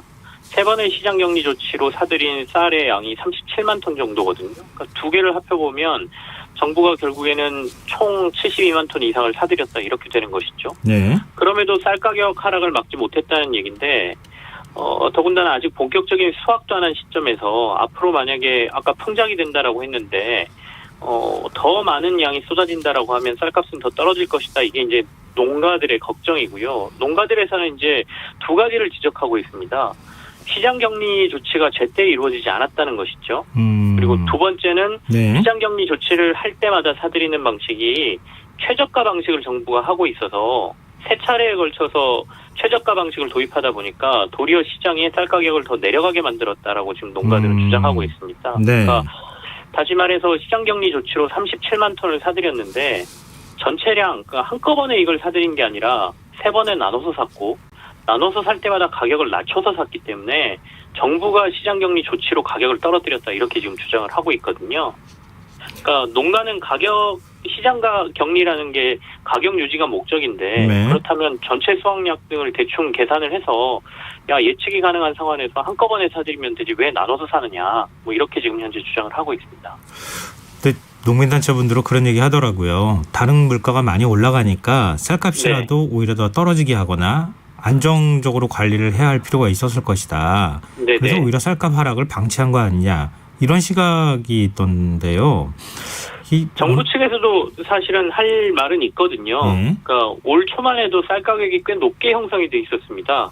그렇다 보니까 아무리 수확량이 앞으로 많이 늘어난다고 하더라도 지금 그 상황에서 시장 격리 제도를 시행했을 때 여기서 가격이 더 폭등을 할 가능성이 있다라고 봤던 것이고요. 그렇게 네. 얘기를 하고 있고요. 예. 그리고 두 번째는 예산이 정해진 상황에서 쌀 가격 유지를 위해서 무작정 비싼 가격으로 살 수는 없기 때문에 격리 제도를 할 때마다 최저가 제도를 도입하고 있고 이걸 예산에 맞춰서 나눠서 우리가 상황에 따라서 대응하는 것이지 한꺼번에 사기는 곤란하다 이렇게 얘기를 하고 있고요. 실제로 앞서도 잠깐 말씀드렸지만 지난해 37만 톤을 추가 격리하는데 7,800억 원이나 사용을 했거든요, 정부가. 근데 뭐 정부의 주장이 설득력이 없는 건 아니지만 결국 네네. 쌀 가격 안정에는 실패했다. 뭐 이렇게 결론적으로 얘기할 수밖에 없는 상황인 것 같은데요. 네네. 그래서인지 정치권에서도 논쟁이 뜨겁더라고요. 네, 그렇습니다. 지금 이제 양곡관리법이 이슈로 떠올랐죠. 일단 이슈는 민주당이 지금 선정을 한 것 같습니다. 양곡관리법 개정을 밀어붙이겠다는 의지를 보이고 있는 상황이고 민주당이 추진하는 양곡관리법은 앞서 말씀드린 시장 격리를 의무화하자는 내용이 요지인데요. 그러니까 기준을 명확히 정해서 이 기준을 넘어서면 무조건 시장 격리 제도를 하자는 겁니다. 쌀 초과 생산량이 3% 이상이거나 쌀 가격이 5% 넘게 떨어지면 정부가 초과 생산된 쌀을 전부 사들이게 하는 제도입니다. 그리고 이걸 가격을 아까 지금 현재는 최저가로 사들인다고 말씀드렸지 않습니까? 네네. 그렇게 하지 말고 사들일 때도 추수철에 시장 가격으로 바로 사들이게 하는 게 이 양곡관리법 개정안의 핵심 내용입니다. 지난 15일에 농해수위 법안 소위에서 민주당 주도로 통과를 시켰고요. 지금 상임위, 본회의도 강행하겠다는 의지를 지금 보이고 있는 상황인데 여당 쪽은 일단 법안 소위에서 여야 합의 없이 강행한 데에 대해서는 날치기라고 비난을 하고 있고 지금 추진하는 양곡법 개정안이 시행될 경우에는 쌀 과잉 생산을 구조화할 수 있다며 반대 입장을 벌이고 있고요. 예. 그리고 정부가 이제 뭐 25일께 쌀 안정화 대책을 발표하기로 했으니 이걸 보고 결정이 더 늦지 않다. 이렇게 얘기를 하고 있고, 더군다나 한독숙 문총리도 대정부 질문에 나와서 양곡관리법 개정안에 대해서 법률로 하는 것이 적절한지에 대해서 굉장히 신중한 검토가 필요하다, 이렇게 또 입장을 밝히고 있습니다. 그러니까 지금 양곡관리법 개정안 내용 말씀해 주셨지만 쌀을 네네. 사들이는 걸 임의조항으로 돼 있는 것을 지금 의무조항으로 바꾸겠다. 의무조항. 네, 맞습니다. 이렇게 하면 그때그때마다 시장이 안정될 수 있도록 공급량을 조절할 수 있는 기능들이 되살아날 수 있을 것이다. 뭐 이제 이런 네. 얘기로 연결이 되는 것 같은데요. 근데 사실은 앞서도 저희가 얘기를 나눠봤지만 식량 안보에 관한 문제도 있고 농민들의 네. 소득을 보존해줘야 하는 문제도 있고 또 지금 이제 결국은 또 소비가 줄어들어 가지고 나타나는 또 너무 공급 과잉 현상도 있고 굉장히 네. 많은 문제들이 복잡하게 얽혀 있는 거 아니겠어요? 근데 맞습니다. 어떤 거 하나 제대로 이렇게 딱 하고 해결하기는 좀 쉽지 않을 것 같거든요. 맞습니다. 지금 양곡관리법 개정안이 통과된다고 해서 시장 문제가 지금 해결될 상황은 아니고요. 이것도 어떻게 보면 단기적인 대책에 불과할 수도 있습니다. 그래서 단기 대책과 장기 대책이 지금 좀 병행이 돼야 되는 상황인 것 같습니다. 그러니까 양곡관리법 개정안이 통과되면 어쩌면 지금 논란이 되고 있는 우유 시장과 비슷해질 수도 있거든요. 실제로 쌀 과잉 생산의 구조화가 될 수 있고요. 그렇게 되면 농가의 경쟁력은 떨어지고 수요는 주는데 생산량은 계속 늘어나고 하는 문제가 될 수가 있죠. 다만 말씀하신 것처럼 이제 식량 안보 문제가 걸려 있기 때문에 정부가 이제 어떻게 하면 수요는 늘리고 생산은 좀 줄일 수 있느냐에 대한 고민을 좀 하고 있습니다. 그래서 네. 쌀농가에 타작물 재배 지원 등을 현재 추진하고 있고요. 그러니까 쌀 재배 면적을 좀 줄이려는 노력이죠. 타작물을 재배하기 위해서. 네. 두 번째는 분질미라고 해서 쌀을 밥이 아닌 다른 음식으로 활용도를 높이려는 노력을 지금 하고 있습니다. 이게 품종이 좀 다른 거거든요. 개량을 통해서. 네. 밀처럼 쌀이 잘 부서지도록 개발한 품종인데 네. 밥이 아닌 빵이나 면의 원료로 사용하게 해서 지금 현재 밀가루로 사용되는 양의 한 10% 정도를 쌀로 대체하겠다라는 지금 방침을 좀 갖고 있습니다. 그래서 이 분질미를 많이 보급하고 이걸 재배하는 농가를 지금 만들어내겠다는 게 정부의 장기적인 목표인데 사실 이것만으로도 소득이나 이런 것들, 수요처나 이런 것들을 다 개발해놔야 사실 분질미로 농가들이 돌아갈 수 있는 상황이어서 굉장히 어려운 시장이다. 뭐 결국엔 단기적, 중장기적 해결 방안을 같이 고민해야 될 상황이 된 것 같습니다. 네. 참 간단한 것 같으면서도 복잡한 문제인 것 같습니다. 그런데 네네. 쌀 가격 문제에 있어서 전반적으로 이게 어떤 문제가 있었는지 굉장히 깔끔하게 정리를 해주셨어요. 저도 네. 머릿속에 잘 들어오는 것 같습니다. 네, 오늘 경제 읽기 여기까지 하겠습니다. 지금까지 김치영 경제전문기자였습니다. 고맙습니다. 네, 감사합니다. KBS 라디오 김성환의 시사할 1부 순서는 여기서 마무리하고요. 2부에서는 사건 사고 뉴스 등을 살펴보는 밤참 뉴스 무엇이든 보러 가세요 순서로 찾아뵙겠습니다. 전 11시 정각 2부에 다시 찾아오겠습니다.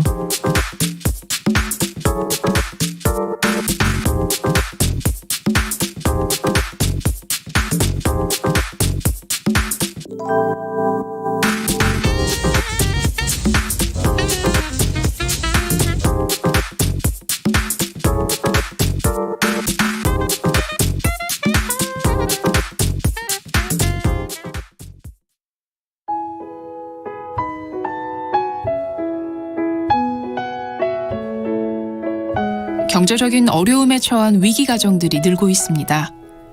복지 사각지대에 처해 있는 가정들을 미리 찾아서 지원하고 위기로부터 구하는 일이 시급한데요. KBS 강태원 복지재단은 전국의 복지관과 연대해 복지 사각지대에 있는 위기 가정들을 찾아서 지원하는 운동을 시작합니다. 생활고로 인해 소중한 생명과 가정이 파탄나는 비극이 다시는 일어나지 않도록 이 일에 함께해 주십시오. 지역 복지 전문가로서 누구보다 위기 가정을 잘 찾아낼 수 있는 복지관과 관계자 여러분들의 많은 참여를 기다리고 있습니다.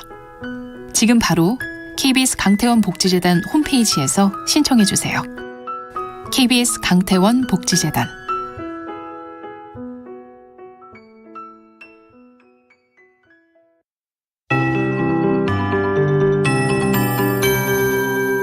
KBS 58분 날씨. 내일은 전국이 가끔 구름 많겠고 중부지방은 오전에 대체로 흐리겠습니다. 아침까지 내륙과 강원 산지를 중심으로 가시거리 1km 미만의 안개 끼는 곳 있겠습니다. 기압골의 영향으로 오전부터 낮 사이 강원 영동을 제외한 중부지방에 한때 비가 오겠고 수도권에는 돌풍과 함께 벼락이 치는 곳도 있겠습니다. 이번 비는 1시간 내외로 짧게 오겠습니다. 예상 강우량은 수도권과 서해오도 5에서 10mm, 강원 영서와 충청권 5mm 미만입니다. 중부지방과 서해안을 중심으로 바람이 순간초속 15m 내외로 강하게 부는 곳 있겠습니다. 또한 서해 먼바다와 동해 중부 먼바다에는 최대 초속 16m의 강풍이 불고 물결이 3.5m까지 높게 일겠습니다. 내일 아침 최저기온 서울 16도, 광주 17도 등 전국이 11에서 20도의 분포를 보이겠고 낮 최고 기온은 서울 22도, 대구 27도 등 전국이 21에서 27도의 분포를 보이겠습니다. 내일 전국의 미세먼지 농도 전 권역이 좋음으로 예상됩니다. 서울의 현재 기온 19.7도, 습도 63%, KBS 58분 날씨 박성준입니다.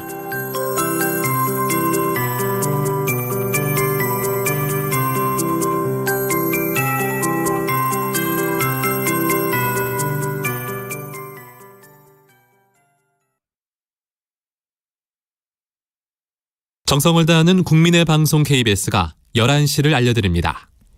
AM 711kHz, FM 97.3MHz, KBS 1라디오입니다. HLKA.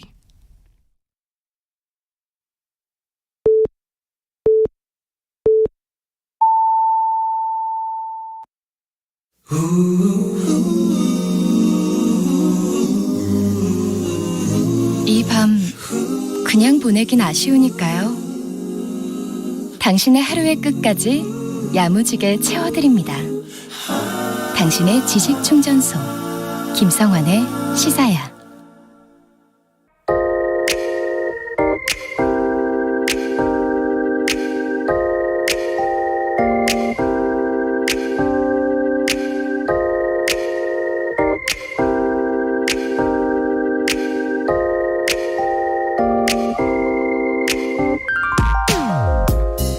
어제가 치매 극복의 날이었는데요. 주위에 치매를 겪고 있거나 치매 환자를 가족으로 둔 경우가 많아서 치매를 남일처럼 받아들이기 어려운 분들이 많으실 겁니다. 정은경 질병관리청장이 코로나19를 참 잔인한 질병이라고 말한 적이 있지만 실은 치매란 질병에 더 어울리는 표현이 아닐까 싶습니다.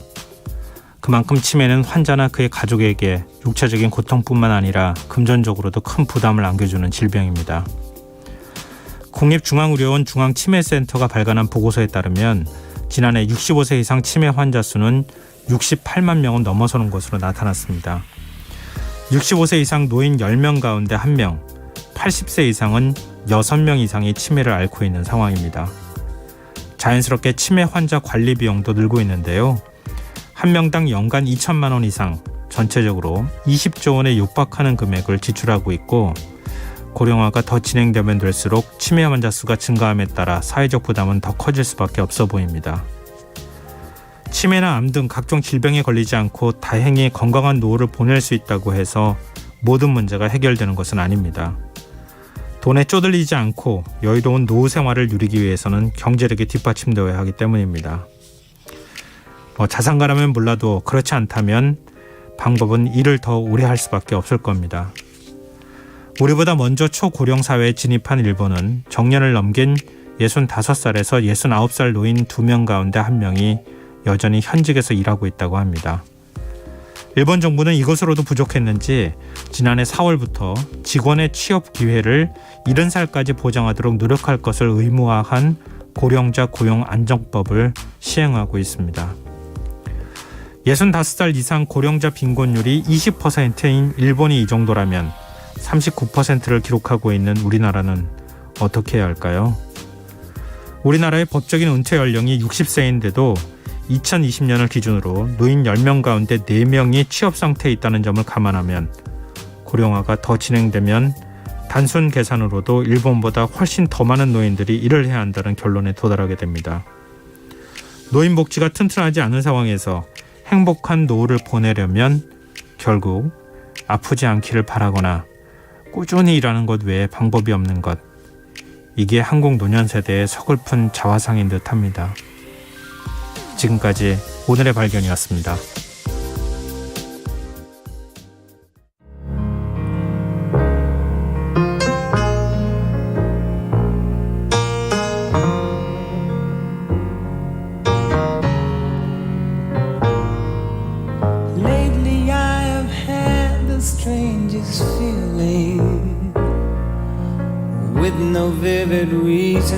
here to find.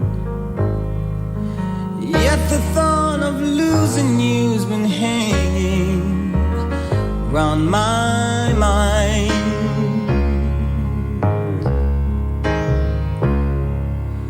Far more frequently you're wearing perfume. With you say no special place to go. But when I ask will you be coming back soon, you don't know, never know.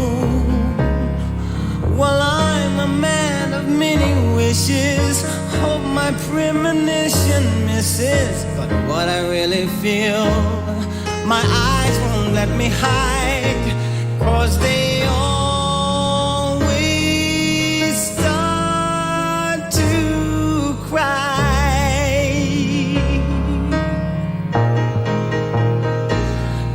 This time could mean goodbye.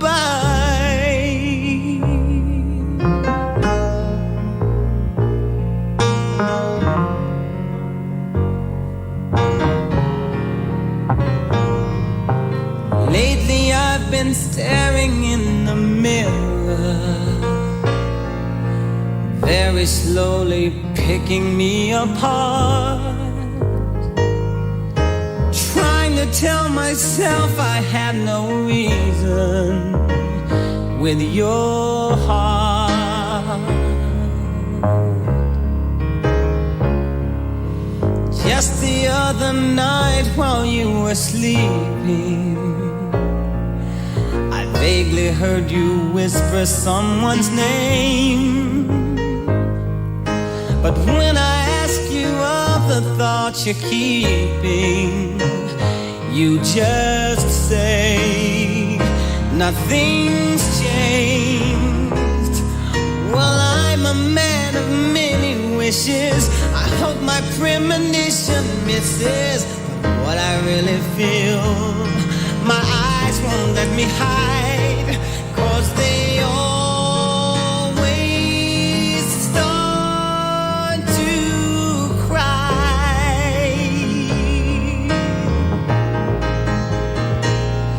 This time could mean goodbye,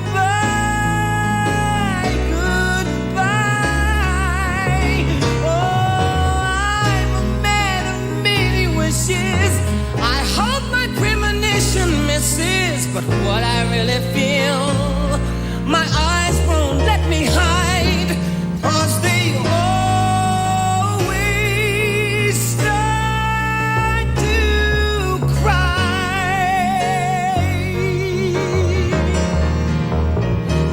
'Cause this time could mean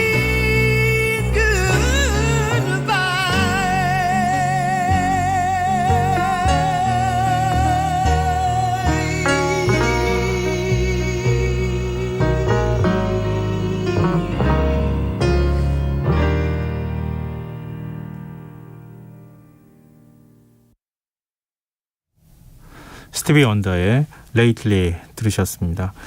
김성환의 시사는 온전한 청취자 여러분의 관심과 참여 기다립니다. 오늘도 방송 내용과 관련한 청취자분들 의견 계속 들어오고 있는데요. 오늘의 발견 들으시고요. 9433님께서 요즘 편의점 가보면 예전처럼 젊은 대학생이 아닌 어르신들이 아르바이트를 하는 것만 봐도 알 것 같습니다. 나이 예순은 이제 젊은 축에 속해요. 이렇게 의견 주셨습니다.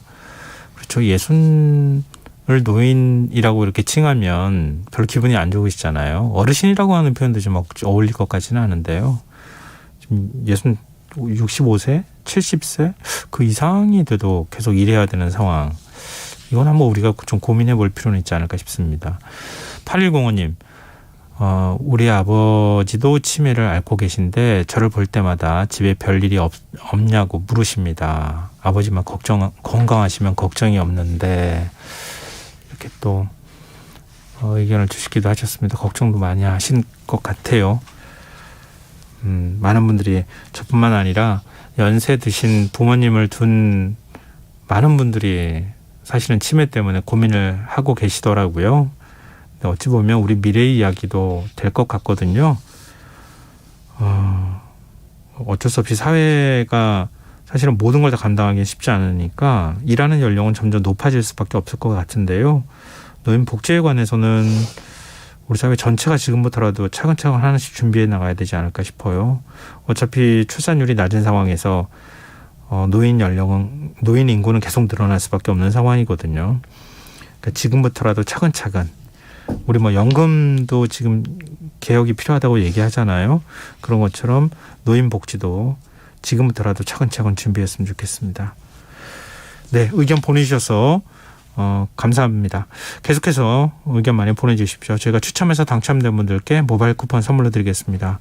참여하실 문자 번호는 샵9730이고요. 짧은 문자는 50원, 긴 문자는 100원의 정보 이용료가 부과됩니다. 콩 게시판 KBS 1라디오 유튜브 채널을 통해서도 무료로 참여하실 수 있습니다. KBS 1라디오 김성환의 시사회와 함께하고 계신 지금 시각은 11시 9분입니다.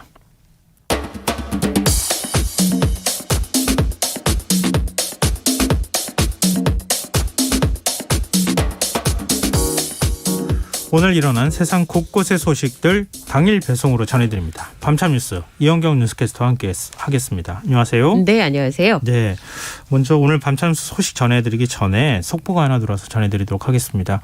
윤석열 대통령의 비속어 논란과 관련해서 대통령실에서 입장을 또 내놨는데요. 네.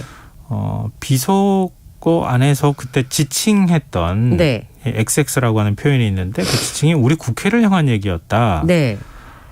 바이든 대통령을 언급했다고 하는 것은 왜곡이다. 이런 입장을 내놨습니다. 네. 일단 대통령실 입장을 좀 전해드려야 되는 상황인 것 같고요. 네. 그 이후에 야당이나 정치권 반응이 또 나오면은 내일 저희가 또 정리해서 전해드리도록 하겠습니다. 네. 자, 오늘 밤참스 얘기로 들어가 보겠습니다. 방역 당국이 오늘 코로나19 재유행이 안정세로 접어들었다. 이런 네. 평가를 내놨어요. 네. 그러면 제가 오늘 아까 말씀하신 거를 한 번만 정리를 좀 하고 그래요? 말씀을 좀 드리도록 하겠습니다. 앞서 오늘 우리 시간으로 오전에 윤석열 대통령이 바이든 미국 대통령이 주최한 글로벌 펀드 7차 재정공약 회의에 참석을 한 다음에 현장을 빠져나가면서 말씀하신 그 비속어 논란이 있는 발언을 한 것으로 이제 보도가 됐었는데요.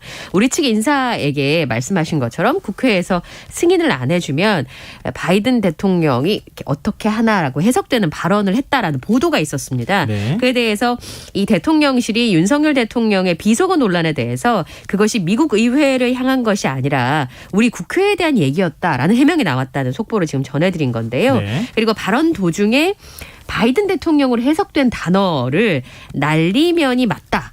그러니까 말하자면 바이든 대통령을 지칭한 것이 아니다. 이렇게 지금 해명을 하고 있는 상황이고요. 예. 김은혜 대통령실 홍보수석이 오늘 미국 뉴욕에서 순방 취재진과 만나서 이 순방 외교라고 하는 것이 예. 국익을 위해서 상대국하고 총칼 없는 전쟁을 치르는 곳인데 이렇게 한 발도 더 내딛기도 전에 짜집기와 왜곡으로 발목을 꺾는다라면서 이런 해명을 한 것으로 지금 전해지고 있는데요. 예. 결과적으로 어제 대한민국은 하루아침에 70년 가까이 함께한 동맹국가를 조롱하는 나라로 전락했고 우리에게 국가란 무엇이냐. 정파의 이익을 위해서는 정파의 이익을 위해서 국익을 희생시킬 수 없다라는 해명을 내놨다라고 하는 소식이 지금 들어와 있는데요. 지금 말씀하신 것처럼 네. 야당이나 지금 여당 내부에서도 딱히 반응을 지금 내놓지 않고 있지 않습니까?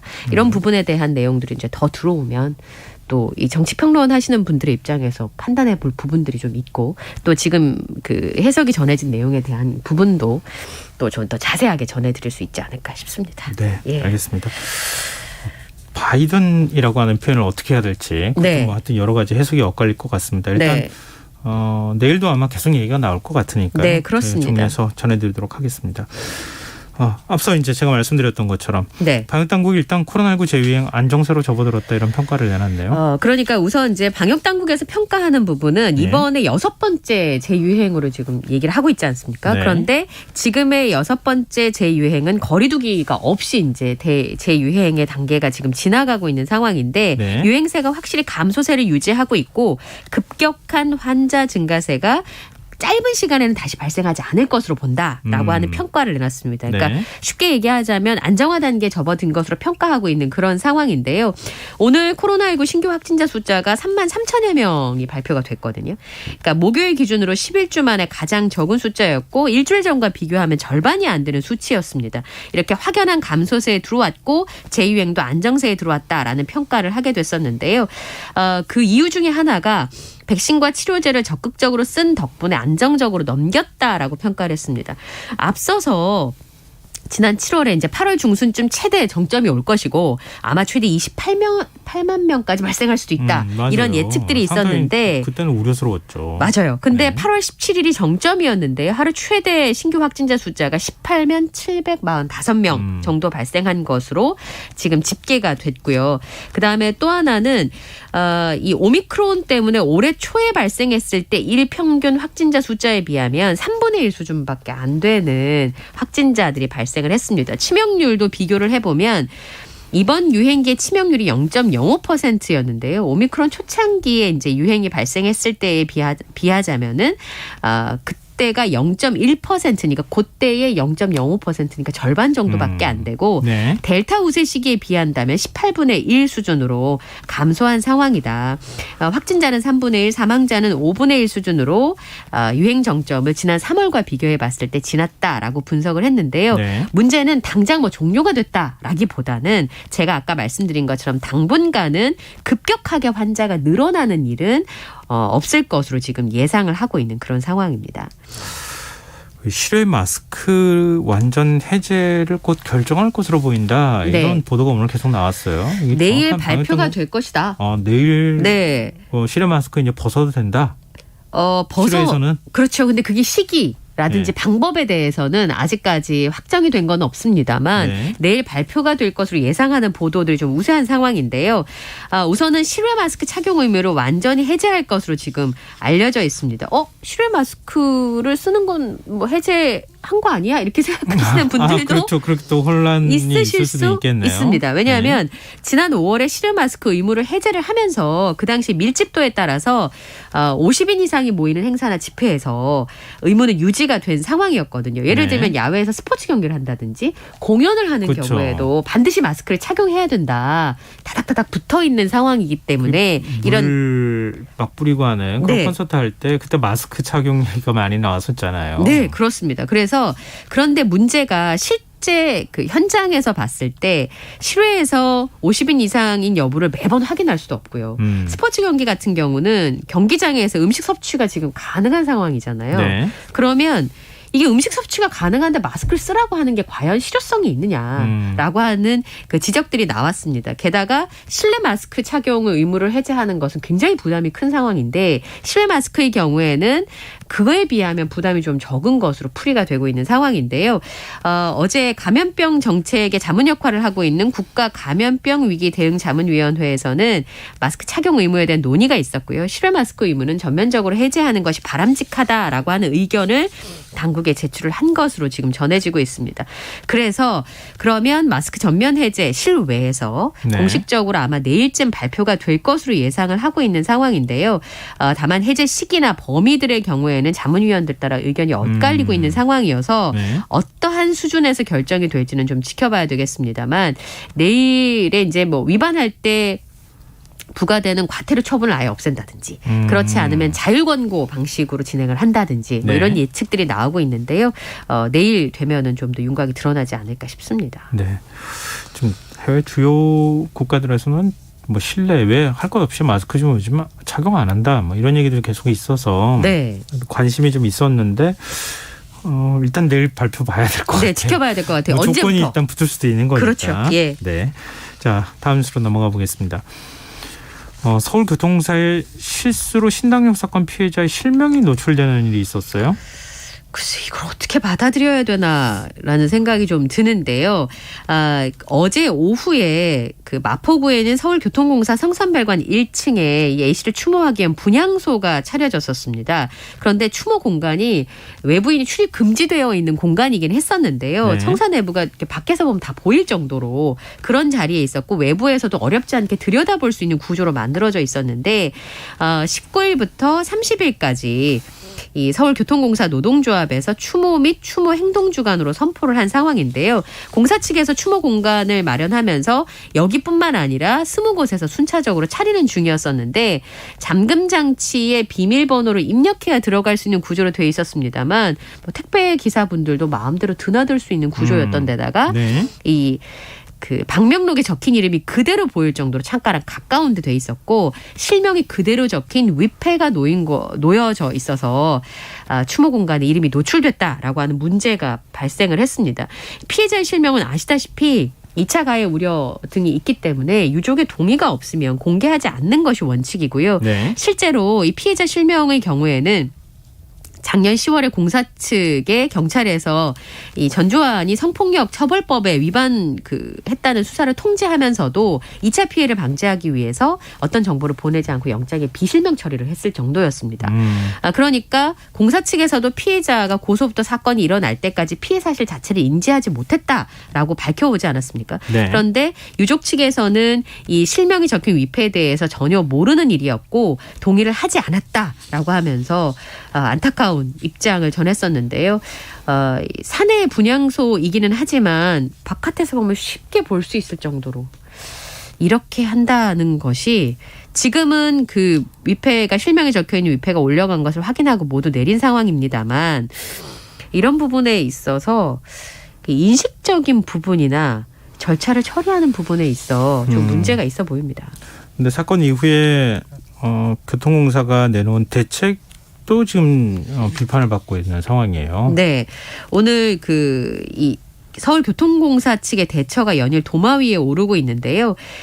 20일에 김상범 서울교통공사 사장이 여성가족위원회 전체회의 업무보고에 출석을 했습니다. 네. 그래서 대책이라고 내놓은 게 뭐였냐면 여성 직원의 당직을 줄이고 현장 순찰이 아니라 CCTV를 통해서 가상 순찰 개념을 도입하겠다라고 하는 입장을 밝혔는데요.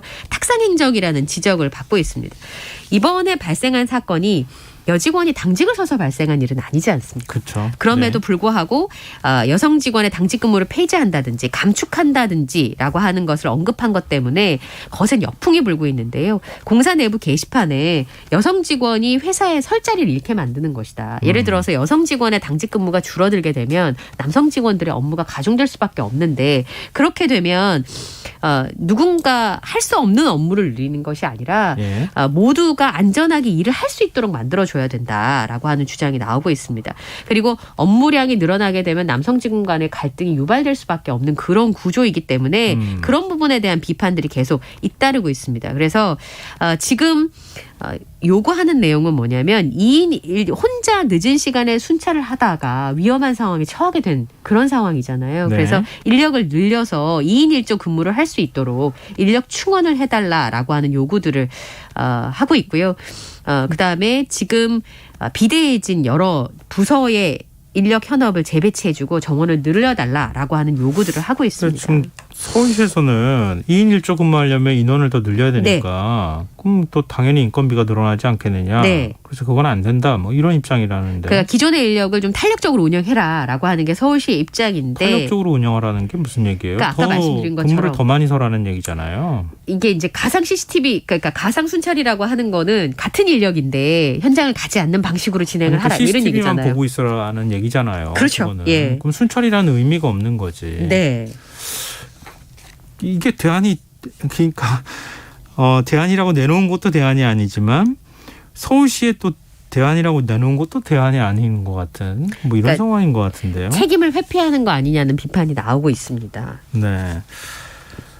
그리고 사실 이번에 뭐라 그럴까요? 서울교통공사의 어떤 신입사원 채용 과정에서도 문제가 있다 이런 얘기가 나왔거든요. 네. 왜냐하면 사전에 전과가 있는 상황이었었는데 왜 그걸 걸러내지 못했느냐 네. 이런 지적이 있지 않았습니까? 그러니까 전주환의 경우에는 2018년에 정보통신망법상의 음란물 유포 혐의로 기소가 돼서 벌금형을 받았었는데요. 네. 서울교통공사가 입사 한 달 전에 소원에다가 결격사유 조회를 신청을 했습니다. 근데 서울교통공사 인사 규정을 보면 피성년이나 피후견인이거나 아니면 파산 선고를 받고 복권이 되지 않았던 경우, 그다음에 금고 이상의 실형 선고를 받고 집행이 종료되거나 집행을 받지 않기로 확정된 후에 5년이 지나지 않은 경우에는 문제가 될 수 있지만 전종환 경우에는 아까 제가 벌금형을 받았다 말이잖아요. 네. 금고 이상의 실형이어야 되는데 벌금형을 받았기 때문에 지자체에서 조회하는 데서 걸러내는 데서 걸러지지 않았던 거죠. 조회를 했던데. 정보통신망법도 안 걸러진다 뭐 이런 얘기도 네. 있었던 그러니까 거죠. 작년 5월에 직원의 결격 사유 중에 성범죄가 포함이 됐어요. 네. 그런데 음란물 유포 행위는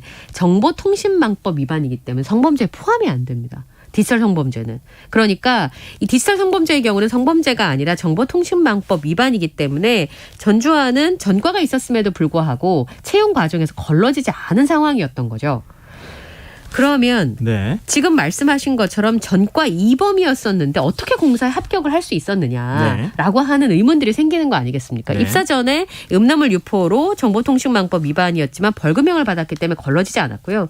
또 하나는 그 이후에 저질러진 범죄는 운전기사 폭행 전과였는데 그건 입사 이후에 벌어졌었거든요. 근데 지금 채용이 지금 진행되고 있는 상황입니다. 지난 20일에 서울교통공사가 513명의 공개 채용을 시작한 상황이었었는데요. 이제 지원자가 거주하는 지자체 결격 사유를 조회를 하는데 지금과 같은 상황이라면 또 걸러내지 못할 것이다. 똑같은 그 상황에 처한다면 이번에도 걸러내지 못할 우려가 충분히 있는 상황입니다. 근데 사실은 그 얘기도 있더라고요. 그러니까 서울교통공사뿐만 아니라 네. 좀 행정안전부 기준에도 지금 문제가 맞습니다. 있다. 이런 지적도 있지 않습니까? 네. 그럼 사실 법 개정을 해야 되는 건지 아니면 맞습니다. 법을 개정해야 되는 거예요? 예, 그러니까 직원의 결격 사유가 법령에 근거한 것이 아니라 자체 규정을 만약에 교통공사 내부에서 강화를 한다고 하더라도 정확한 정보 조회 자체가 안 되는 상황이잖아요. 지금 말씀드린 그렇죠. 것은 결격 사유라고 네. 하지만 조회를 할 때 그 조회가 돼야 되는데 예. 조회가 안 되는 상황이기 때문에 이런 경우는 범죄 사실을 지자체가 확인할 수 있도록 지방공기업법에 뭐 결격 사유를 추가한다든지 아니면 범죄 조회 범위를 넓힌다든지 하는 부분들이 좀 필요한 상황인데요. 지금 말씀드린 것처럼 이 얘기가 계속 의견 전달이 있었습니다. 그러니까 지방공기업법이 개정이 필요하다는 의견 전달을 계속 했었지만은 받아들여지지 않았던 그런 부분이 있었는데 경찰하고 검찰의 관계부처랑 이게 개인정보 침해 또는 직업선택의 자유 침해 이런 우려가 있다고 해서 법 개정을 하지 않았다라고 해명을 한 상황인데요. 네. 행안부에서 법 개정에 나선다라고 하는 얘기가 나오고 있습니다. 네. 지금 여러분께서는 KBS 라디오 김성환의 시사회와 함께하고 계십니다. 판판수 계속 이어가겠습니다. 지난 추석 연휴 기간 동안에 부산의 한 빌라에서 모녀가 숨진 채 발견이 되는 네. 일이 있었는데 수사 중이던 경찰이 타살 혐의점을 포착했어요. 네, 그 당시에 40대 A씨랑 10대 딸이 숨진 채 발견돼서 중학생 아들이 신고를 하면서 이 네, 사실이 맞아요. 알려지지 않았습니까? 기억나요. 그래서 이제 혼자서 남매를 키우다가 생활고에 시달려서 극단적인 선택을 한 것으로 추정이 된다라는 보도들이 나왔었는데요. 그러니까 실제로 극단적인 선택으로 결론이 나는 것처럼 보였습니다. 그런데 경찰이 수사를 하면서 여러 가지 새로운 정황이 발견이 되면서 이게 타살의 무게가 지금 실리고 있는 상황입니다. 첫 네. 번째는 이 숨진 모녀와 아들의 몸에서 모두 같은 약물, 의심 성분이 나왔고요. 예. 그리고 숨진 딸의 휴대전화가 사건 발생 닷새 만에 집에서 떨어진 곳에서 발견이 됐습니다. 그리고 숨진 A씨 몸에서 늘 하고 다니던 귀금속이 사라졌다라고 하는 것이 발견이 된 상황이었거든요. 예. 그러니까 그동안은 극단적인 선택에 무게가 좀 실리는 상황이었습니다만 이런 정황들이 확인이 되면서 경찰에서 모든 가능성을 열어놓고 조사를 진행 중이다. 이렇게 지금 밝힌 상황인데요. 예. 현재는 자창에 의한 실월사로 추정이 됩니다만 그 정확한 사인을 단정할 수 없는 상황인데다가 딸의 사인의 경우는 더욱 확인이 지금 어려운 상황이기 때문에 추가적인 정밀 감식이 진행이 돼야 정확한 사인이 밝혀지는 상황이고요. 지금 경찰에서는 가족부터 주변 인물까지 폭넓게 수사하는 과정에서 유력한 용의자가 있다라고 얘기를 하고 있는 상황입니다. 네. 자, 마지막 뉴스입니다. 법제처가 만 나이 통일에 관한 국민 의견을 조사한 결과 국민 10명 가운데 8명은 나이 기준을 만 나이로 바꾸는데 찬성하는 것으로 나타났어요. 네, 5일부터 18일까지 14일 동안 국민신문고 국민 생각하면서 국민 의견을 조사했는데요. 모두 6,394명이 참여를 했었는데 네. 응답자의 81.6%가 조속히 통과돼야 된다라고 했습니다. 우선 다양한 나이 계산법이 있잖아요. 그래서 네. 혼란스럽고 또 한국식의 나이 계산법 때문에 서열 문화 같은 것들이 있고 또 국제적인 기준과 맞지 않는 부분들 그리고 체감 나이를 하향할 상향할 필요가 있다라고 하는 부분들을 이유로 꼽았었는데요. 그리고 그런 만나이르금 사용할 의향이 있느냐라는 응답에는 86.2%가 그렇다라고 답을 했고요. 그다음에 이 개정안이 발의된 사실을 알고 있냐라는 질문에는 68%가 알고 있는 것으로 나타났습니다. 국회가 바빠지겠는데요. 네. 본격적으로 시도해야 될 것 같은데요. 네. 자, 오늘 밤참수 여기까지 하겠습니다. 지금까지 이현경 뉴스캐스터와 함께했습니다. 고맙습니다. 감사합니다.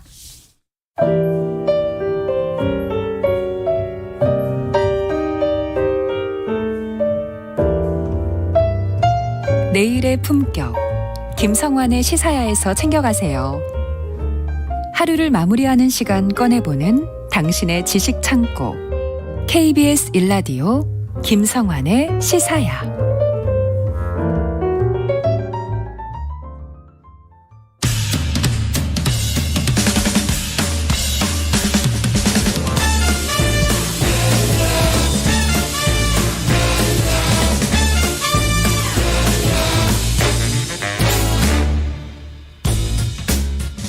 매주 목요일 흥미로운 공연을 소개해드립니다. 일상 속 활력을 찾아내는 시간, 무엇이든 보러 가세요. 공연 제작사 랑 안영수 대표 오늘 역시 함께하겠습니다. 안녕하세요. 네, 안녕하셨습니까? 네. 벌써 일주일이 지났습니다. 네, 매주 무엇이든 보러 가시라고 소개하고 있는 안영수입니다.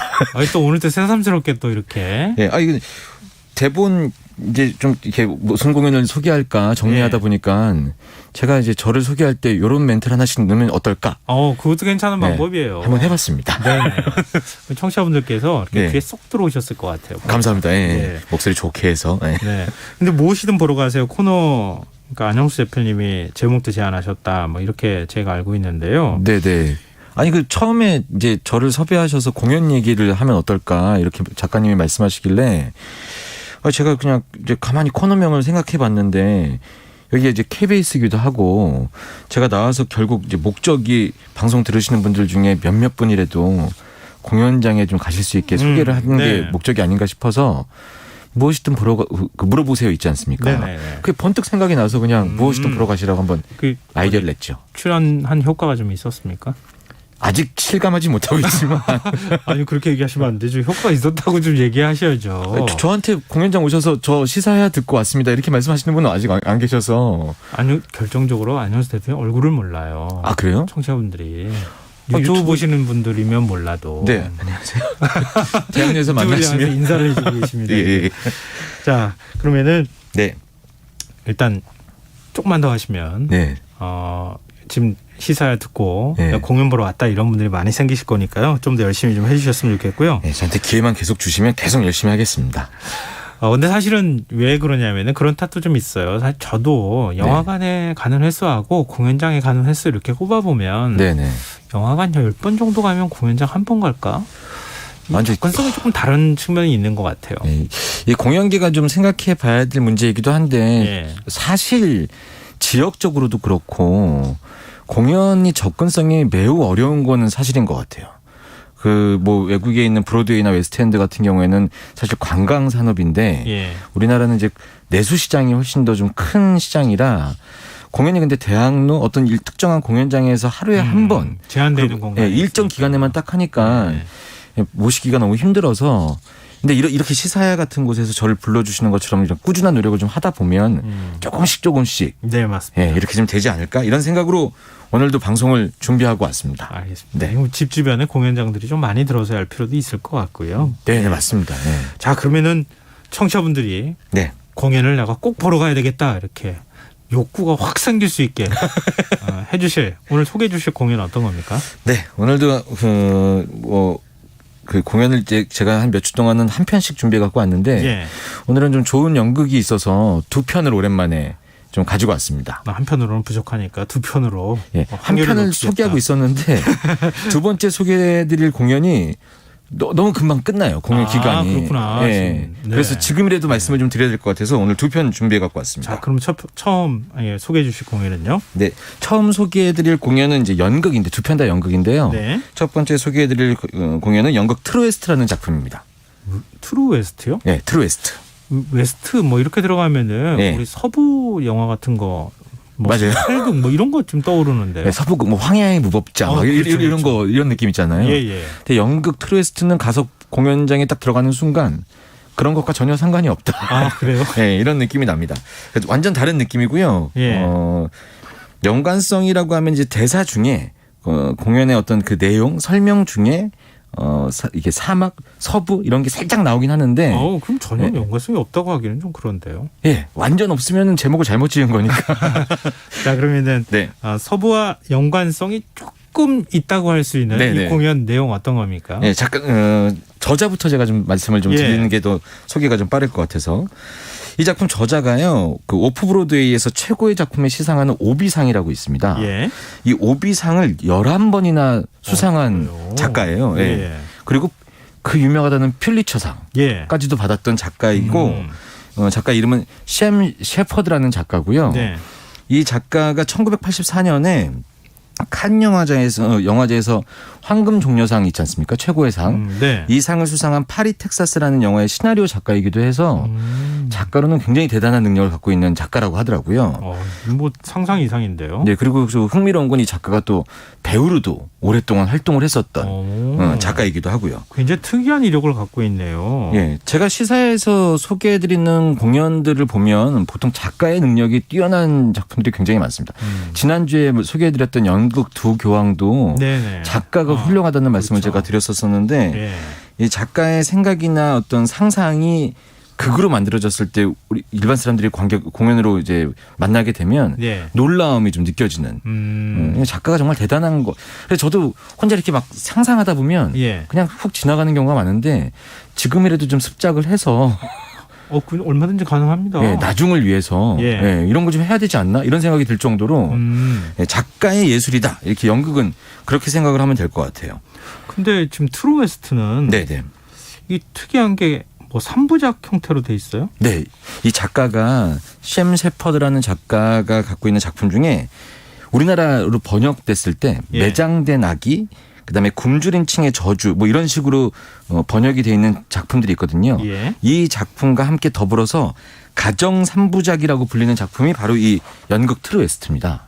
가정 3부작? 이게 어떤 거죠? 저도 3부작? 자료 조사를 하다 보니까 가정 3부작 그러면 왠지 따뜻한 뭐 가족의 예. 뭐 이런 거 아니면 뭐 가정 3부작 뭐 아버지의 마음, 어머니의 마음, 예. 자녀의 마음 뭐 이런 거 예상할 수 있잖아요. 네. 근데 전혀 다르더라고요. 오. 이게 가정의 붕괴를 다룬 3부작이라고 하더라고요. 가정의 붕괴를 다룬 3부작요? 예. 그러니까 이제 약간 그 가정이 어떻게 붕괴되어 가고 가족이 결국은 각각의 인물들이고 뭐 이런 식의 내용들을 좀 써낸 작가라고 하더라고요. 그럼 분위기가 조금 묘할 것 같긴 한데요. 네네네. 그러니까는 트루웨스트라는 제목에서 주는 느낌, 가정 3부작, 가정의 붕괴 이런 걸로 좀 유추해 보실 수 있을 것 같은데 막상 드라마를 가서 보지 않으면 상상하기 힘든 시나리오 내용이에요. 그럼 혹시 막 싸우고 이러는 것도 나와요? 맞습니다.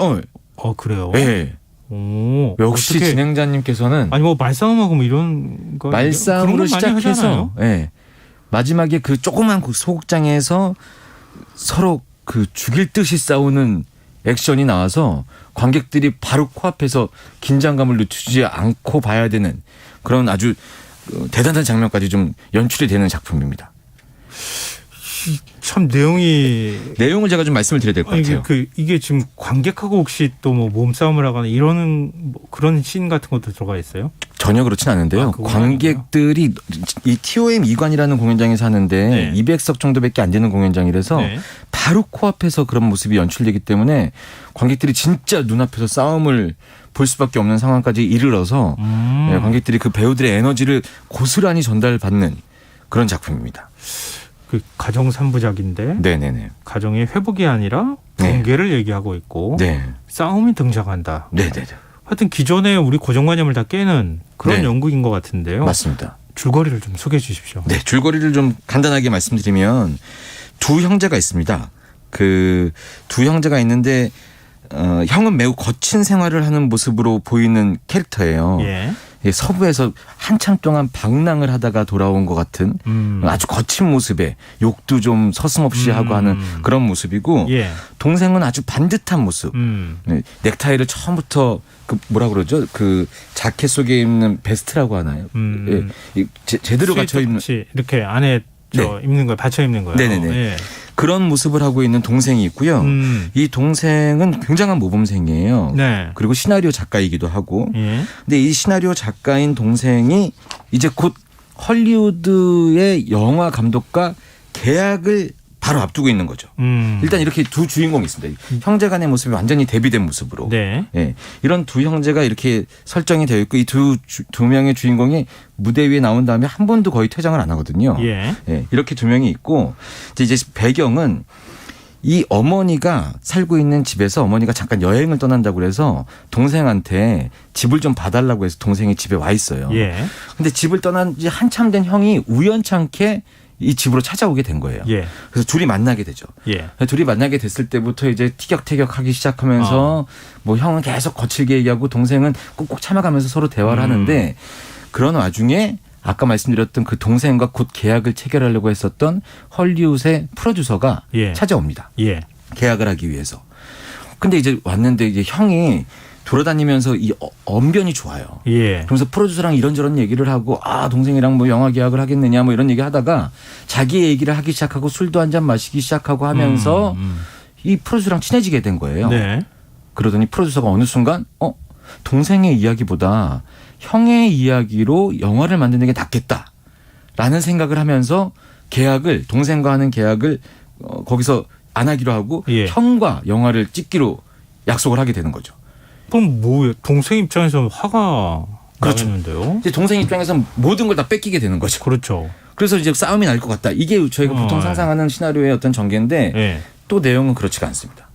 아니 그건 무슨 얘기입니까? 동생은 생각보다 그 이야기에 속은 상한데 형이 그렇게 된 것에 대해서 어느 정도 받아들이기 시작하고 이 형은 이야기만 통해서 그 영화 감독한테 영화 프로듀서한테 자기의 얘기를 영화로 만들자고까지 계약이 됐는데 형은 시나리오를 쓸 줄 모르는 겁니다.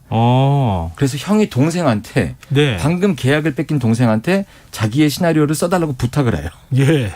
그러니까 나는 입으로 얘기할 테니까 네. 구술할 테니까 동생 너가 그렇죠. 번듯하게 시나리오로 만들어 달라. 예. 근데 이 동생이 그걸 받아들입니다. 예. 그러면서 형한테 하나 부탁을 하죠. 뭐라고요? 자기를 형이 그렇게 떠돌아다녔던 그 사막 서부로 데려가 달라고.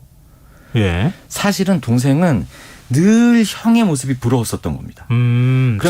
자유로운 영혼이 부러웠던 거군요. 예. 그렇게 얘기하면서 서로의 얘기를 가지고 이제 그 티격태격 해가면서 그런 속의 마음을 드러내기 시작하고 그 아까 넥타이까지 완벽하게 입고 있었던 모습을 동생이 벗어던지기 시작하면서 예. 형이 했었던 모습 그대로 술을 먹으면서 형이 공연 1막에 보여줬었던 거친 모습을 동생이 막 티를 내기 시작해요. 이때부터 이제 관객은 동생이 갑자기 이렇게 변하는 모습을 보고 박장대소를 하고 웃기도 하는데 네. 이 묘한 긴장감이 하나씩 켜켜이 쌓이기 시작하면서 둘의 관계가 묘하게 긴장감 있게 흘러가기 시작해요. 네. 그러니까 이런 거잖아요. 지금 설명한 거를 이렇게 정리하자면 네네네. 둘이서 오래간만에 형 동생이 만났는데 막 격렬하게 싸우다가 네. 갑자기 극적인 반전이 이루어져서 네. 같이 동업자가 돼서 네. 동생이 그러면서 확 변해가지고 네. 모범생이 이제 형의 모습으로 확 변해가지고 예. 그래서 뭔가 일이 잘 풀어지는 것 같은 분위기가 나다가 아까 그 여행을 갔다는 어머니가 돌아오시면서 예. 이 형제가 갖고 있었던 가정에 대한 불만 같은 게 표출이 되면서 둘이 갑작스럽게 싸움을 하기 시작합니다. 또요? 예. 네. 이제 각자의 모습에 대한 부러움 이런 것들을 막 표현하기 시작하면서 형에 대한 이게 자기의 그 시나리오가 뺏겼었다는 것에 대한 불만 이런 것들이 막 표출이 되면서 둘의 그 형제가 갖고 있었던 가슴 속에 있었던 것들이 부닥치면서 그 조그만 소극장에서 서로 싸움이 시작되는 거죠. 그래서 이게 약간 좀 극적이네요. 네. 지금 배우들의 에너지가 대단할 것 같은데요. 그런 걸 다 이렇게 표현하기가 쉽지는 않을 것 같은데. 이 공연의 매력이 바로 그거 같은데 네. 제가 설명을 잘 해드렸는지 모르겠지만 차라리 이 공연을 초연했었던 오만석, 조정석이라는 배우가 초연을 오만석, 조정석 두 명의 배우가 있어요. 네, 초연 때 멤버였었거든요. 근데 이 배우의 연기, 배우의 어떤 그 극 중에서의 에너지가 표출되는 것에 큰 매력을 느낀 오만석 배우가 이후에 벌써 올해로 세 번째 연출로 참여하게 됐어요. 연출로요? 네. 배우가 아니고요? 네. 배우로 시작을 해서 이 공연을 세 번째나 연출로 이번에도 역시 연출로 참여하고 있거든요. 그래서 아마 이 배우 출신의 연출이 느끼는 이 작품의 매력은 배우의 그 에너지가 물씬 풍길 수 있는 공연이기 때문에 이 공연을 계속 연출하는 것이 아닌가 이런 생각이 듭니다. 그러면은 이 연극에 네네. 시나리오를 쓴 작가가 네네네. 배우에서 시나리오도 쓰지만 배우도 했다 그랬잖아요. 네네네. 약간 좀 비슷하네요. 그렇죠. 배우 예술, 그 무대 예술이 거의 사실은 배우가 돋보이기 위한 예술이니까 예. 배우들이 그 여러 가지 공연에서도 뭐 여러 가지 자기 탤런트들을 보여주긴 하는데 이 공연만큼 배우로서 극 중에서 에너지를 크게 발산하고 특히 동생을 맡은 캐릭터는 처음에 얌전했던 모습에서 형같이 거칠게 확 변하는 모습 그리고 몸으로도 땀 흘리면서 서로 싸우는 모습까지 연결이 되면서 그 객석에서 그 배우의 어떤 에너지를 느낀 관객들은 이 트루에스트의 매력을 물씬 느끼게 되는 거고 근데 이건 연기하고 있는 배우가 더 이 작품의 매력을 더 느끼는 것 같아요. 그래서 오만석 배우도 연출로서 이 작품을 놓지 않고 지금까지 계속하고 있는 것 같고요. 그리고 참고로 이 시사야 제가 처음 방송했었을 때 오만석 배우한테 연락이 왔습니다. 아 그래요? 시사야 애청자라고 하면서 아니 진짜 정말로. 지금도 이 방송 듣고 있을 텐데 제가 이 방송을 오만석 배우가 듣고 있을 거라는 생각 때문에 말이 약간 버벅거리는 것 같아요. 아주 그래서 칭찬을 더 많이 해주신 거 아닌가? 네, 근데 정말 좋은 작품이고 배우 예술이기 때문에 배우가 좀 돋보이는 그 작품 이렇게 생각하면 될 것 같고 이게 외국에서 처음에 공연될 때요. 1980년에 초연됐을 때 그 우리가 많이 알고 있는 토미 리 존스. 이 배우도 이 공연을 참여했었고 제일 유명했었던 사례는 그 초연됐던 1980년 말고 2년 뒤에 그 명배우죠. 존 말코비치가 이 공연에 출연을 했었거든요. 당시에 브로드웨이 극장가에서 연기의 신이 나타났다. 이런 호평을 받을 정도로 존 말코비치가 이 역할을 아주 그 캐릭터가 살아 숨쉬는 것처럼 연기했다고 합니다. 그러니까 배우들이 좋아하는 공연. 그럼 뭐 무엇보다도 배우의 역량이 굉장히 중요한 그런 이제 작품이겠군요. 네, 배우의 에너지, 호흡, 그 공연하는 시간 약 2시간이 채 안 되는 시간 동안 변하는 모습 이런 것들을 아주 자세하게 보여줄 수 있는 매력적인 연극이라고 소개해드리면 될 것 같아요. 그렇군요. 지금 오만석 배우 듣고 계시죠? 네. 자, 오늘 두 번째 소개해 주실 작품은요? 네, 두 번째로 제가 말씀드리고 싶은 작품은 좀 정서적으로 완전히 좀 다른 공연이라고 생각이 되는데 제가 지난번에 한번 여기 방송 때 웰컴 대학로라는 그 거리 축제, 대학로 축제에 대해서 잠깐 설명해 드린 적이 있었거든요. 기억이 나요. 그게 내일 모레 토요일부터 9월 24일 토요일부터 10월 30일까지 행사예요. 근데 이 웰컴 대학로라는 행사의 하나의 프로그램으로 웰컴 시어터라는 게 있습니다. 이게 웰컴 대학로 그 행사 기간 내에 여러 가지 9개의 공연을 그 서경대학교 공연예술센터 공연장에서 그 끊이지 않고 1관, 2관에서 쭉 연결돼서 9개의 공연이 시작되거든요. 근데 그 첫 번째 공연이 지난번에 방송 때 말씀드렸던 전설의 리틀 롱고단이라는 뮤지컬이 하나 있고 작은 공연장 2관에서 공연되는 첫 번째 공연이 아버지와 살면이라는 연극입니다. 아버지와 살면요? 네네네. 뭔가 할 듯 말 듯한 스토리일 것 같은데 어떤 작품입니까? 조금 전에 말씀드렸던 트루웨스트 이런 느낌보다는 좀 그런 건 아닌 것 같아요. 감성적으로도 훨씬 더 좀 이렇게 정서적으로 좀 따뜻한 느낌 같은 이런 느낌의 공연인데 이 작품은 좀 인터넷 찾아보시면은 많이 자료가 많이 있더라고요. 이 작품이 이제 1994년에 이노우에 하사시라는 일본인이 이끌던 극단에서 초연된 공연이라고 해요. 근데 그 이후에 여러 나라에서 공연이 이제 그 공연되었었던 작품이기도 하고 우리나라에서도 몇 번 공연이 됐었는데 우리나라에서는 이제 그 광주 학생운동 그 광주 항쟁 이때를 배경으로 해서 각색되어져서 공연됐던 적도 있었던 작품입니다. 그러면 굉장히 오래된 작품이군요.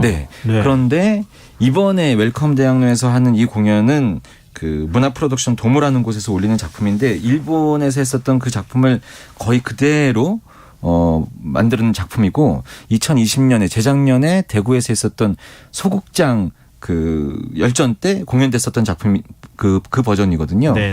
내용을 좀 말씀드리면 간단하게 말씀드릴게요. 이게 1948년이 배경입니다. 그러니까 이게 히로시마에 원폭이 투하된 지 3년 정도 된 어느 날이 배경이고요. 미세라는 이제 그 도서관에서 일하는 사서가 있고 이 사선은 원폭이 있었던 날의 트라우마를 갖고 좀 살고 있는 주인공이에요. 네네. 그런데 이 사서한테 기노사키라는 사람이 원폭에 대한 자료 조사를 하기 위해서 도서관에 찾아와요. 근데 이 기노사키와 미스에가 소위 요즘에 얘기하는 썸이라는 것을 이제 타게 되는 거죠. 네. 근데 이제 미스에는 그날 3년 전에 있었던 날 자기만 살아남았다는 것에 대한 죄책감, 그것에 그 마음에 사로잡혀서 이런 사랑 또는 이 사람을 받아들일 수 없다는 마음을 갖고 있어요. 예. 그 감성이 느껴지네요. 네. 네. 그때 이 미스에의 아버지가 나타나서 예. 미스에한테 그건 아니다. 너도 충분히 사랑할 수 있고 충분히 이 세상을 살아야 될 의무가 있고 그럴 만한 권리가 있다. 이렇게 아버지가 딸을 위로하고 응원하는 내용이에요. 그런데 이 미스에의 아버지는 사실 원폭이 있었던 그날 미스에가 보는 자리에서 세상을 떠나신 그렇군요. 아버지의 모습인 거죠. 예. 이게 스포일러라고 생각하셔서 그렇게 거기까지 얘기하면 안 되지라고 생각하실 수 있는데 네네. 이 공연의 내용을 찾아보시면 다 많이 나와 있는 내용이라 말씀을 드린 거고 이 공연이 아까 제가 말씀드렸던 것처럼 이 대학로에서 하는 그 웰컴 대학로 축제의 첫 번째 개막작이나 마찬가지인데 네. 이번 주말에 끝나요.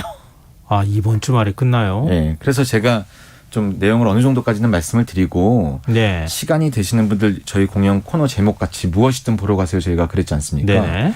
저는 얼마 전에 보고 왔거든요. 근데 실제 느낌이 어떻던가요? 지금 배우들이 많이 나오는 공연은 아닐 것 같거든요. 네, 딱 아버지와 딸 미스에만 나오고요. 아까 말씀드렸던 그 썸을 타게 되는 기노사키라는 그 남자 배우도 나오지 않습니다. 남자 배우도 안 나와요? 네. 무대가 굉장히 미니멀하고 요즘에 뭐 무대 장치나 이런 것들 뭐 화려하게 막 이렇게 막 소개들 많이 하는데 오랜만에 아주 미니멀한 장소에서 전하고자 하는 메시지를 70분밖에 공연하지 않습니다. 아주 간략하게 얘기해 주는데 심장이 멎을 만큼의 감동과 아픔이 느껴지고 네. 가슴이 먹먹해지면서 동시에 그게 아버지와 부녀 간의 관계의 대화에서 느껴지는 이 먹먹함이라 동시에 따뜻한 웃음을 지으면서도 먹먹한 느낌이 남는 전쟁이라는 것이 남겨준 이 시대의 그 아픔 같은 것들을 다시 한번 좀 느낄 수 있는 아주 밀도 있는 공연일 것 같다. 네. 예, 우리나라와 그런 생각이 일본과의 관계가 있지만 그것과는 좀 별개의 이야기로 여러 가지를 좀 느껴볼 수 있는 그런 작품이 아닌가 싶습니다. 네. 좀 아쉬운 분들이 있으실 것 같은데요. 공연 얘기 듣고. 네. 이 웰컴 대학로에서 눈여겨볼 만한 작품 혹시 더 소개해 주실 게 있을까요? 네. 아마 제가 다음 주부터 계속 한 작품씩은 좀 말씀드릴 수 있을 것 같은데 네. 총 9개의 작품이 진행이 되고 있고요. 예. 어떤 작품은 3일만 하고 어떤 작품은 2주 정도 하고 이렇게 일정이 다 다양하게 준비가 되어 있어요. 예. 연극 뮤지컬 그다음에 무슨 비보잉 퍼포먼스로 이루어진 공연도 있고 아주 어린 친구들이 볼 수 있을 만한 이소부화라는 제목의 공연도 있습니다. 다양하게 준비되어 있으니까는 그리고 대학로 거리 축제가 매주마다 있으니까요. 네네. 주말에 오셔서 좀 같이 즐겨주셨으면 좋겠습니다. 예, 요즘 좀 답답하기도 하고 그런 분들 많으실 것 같은데요. 네. 요즘 날씨도 굉장히 좋으니까요. 바람 쐬실 겸해서 한번 가보시면 좋을 것 같습니다. 지금 나가셔야 됩니다. 무엇이든 보러 가시려면 나가셔야 됩니다. 알겠습니다. 자, 오늘 무엇이든 보러 가세요. 랑 안영수 대표와 함께했습니다. 고맙습니다. 감사합니다. 김성환의 시사 오늘 순서 여기서 마칩니다. 모바일 쿠폰 당첨자는 홈페이지 공지사항에서 확인하실 수 있습니다. 편안한 밤 되십시오.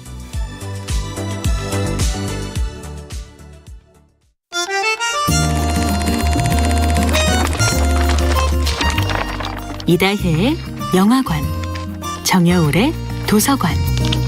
안녕하세요. 영화에 대해 자팍다식한 대화를 나눌 이다혜입니다. 이번 주에 이야기하는 영화는 1986년 영화 탑건입니다.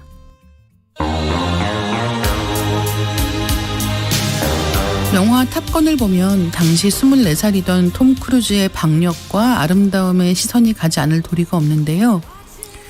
1980년대에 탑건의 톰 크루즈가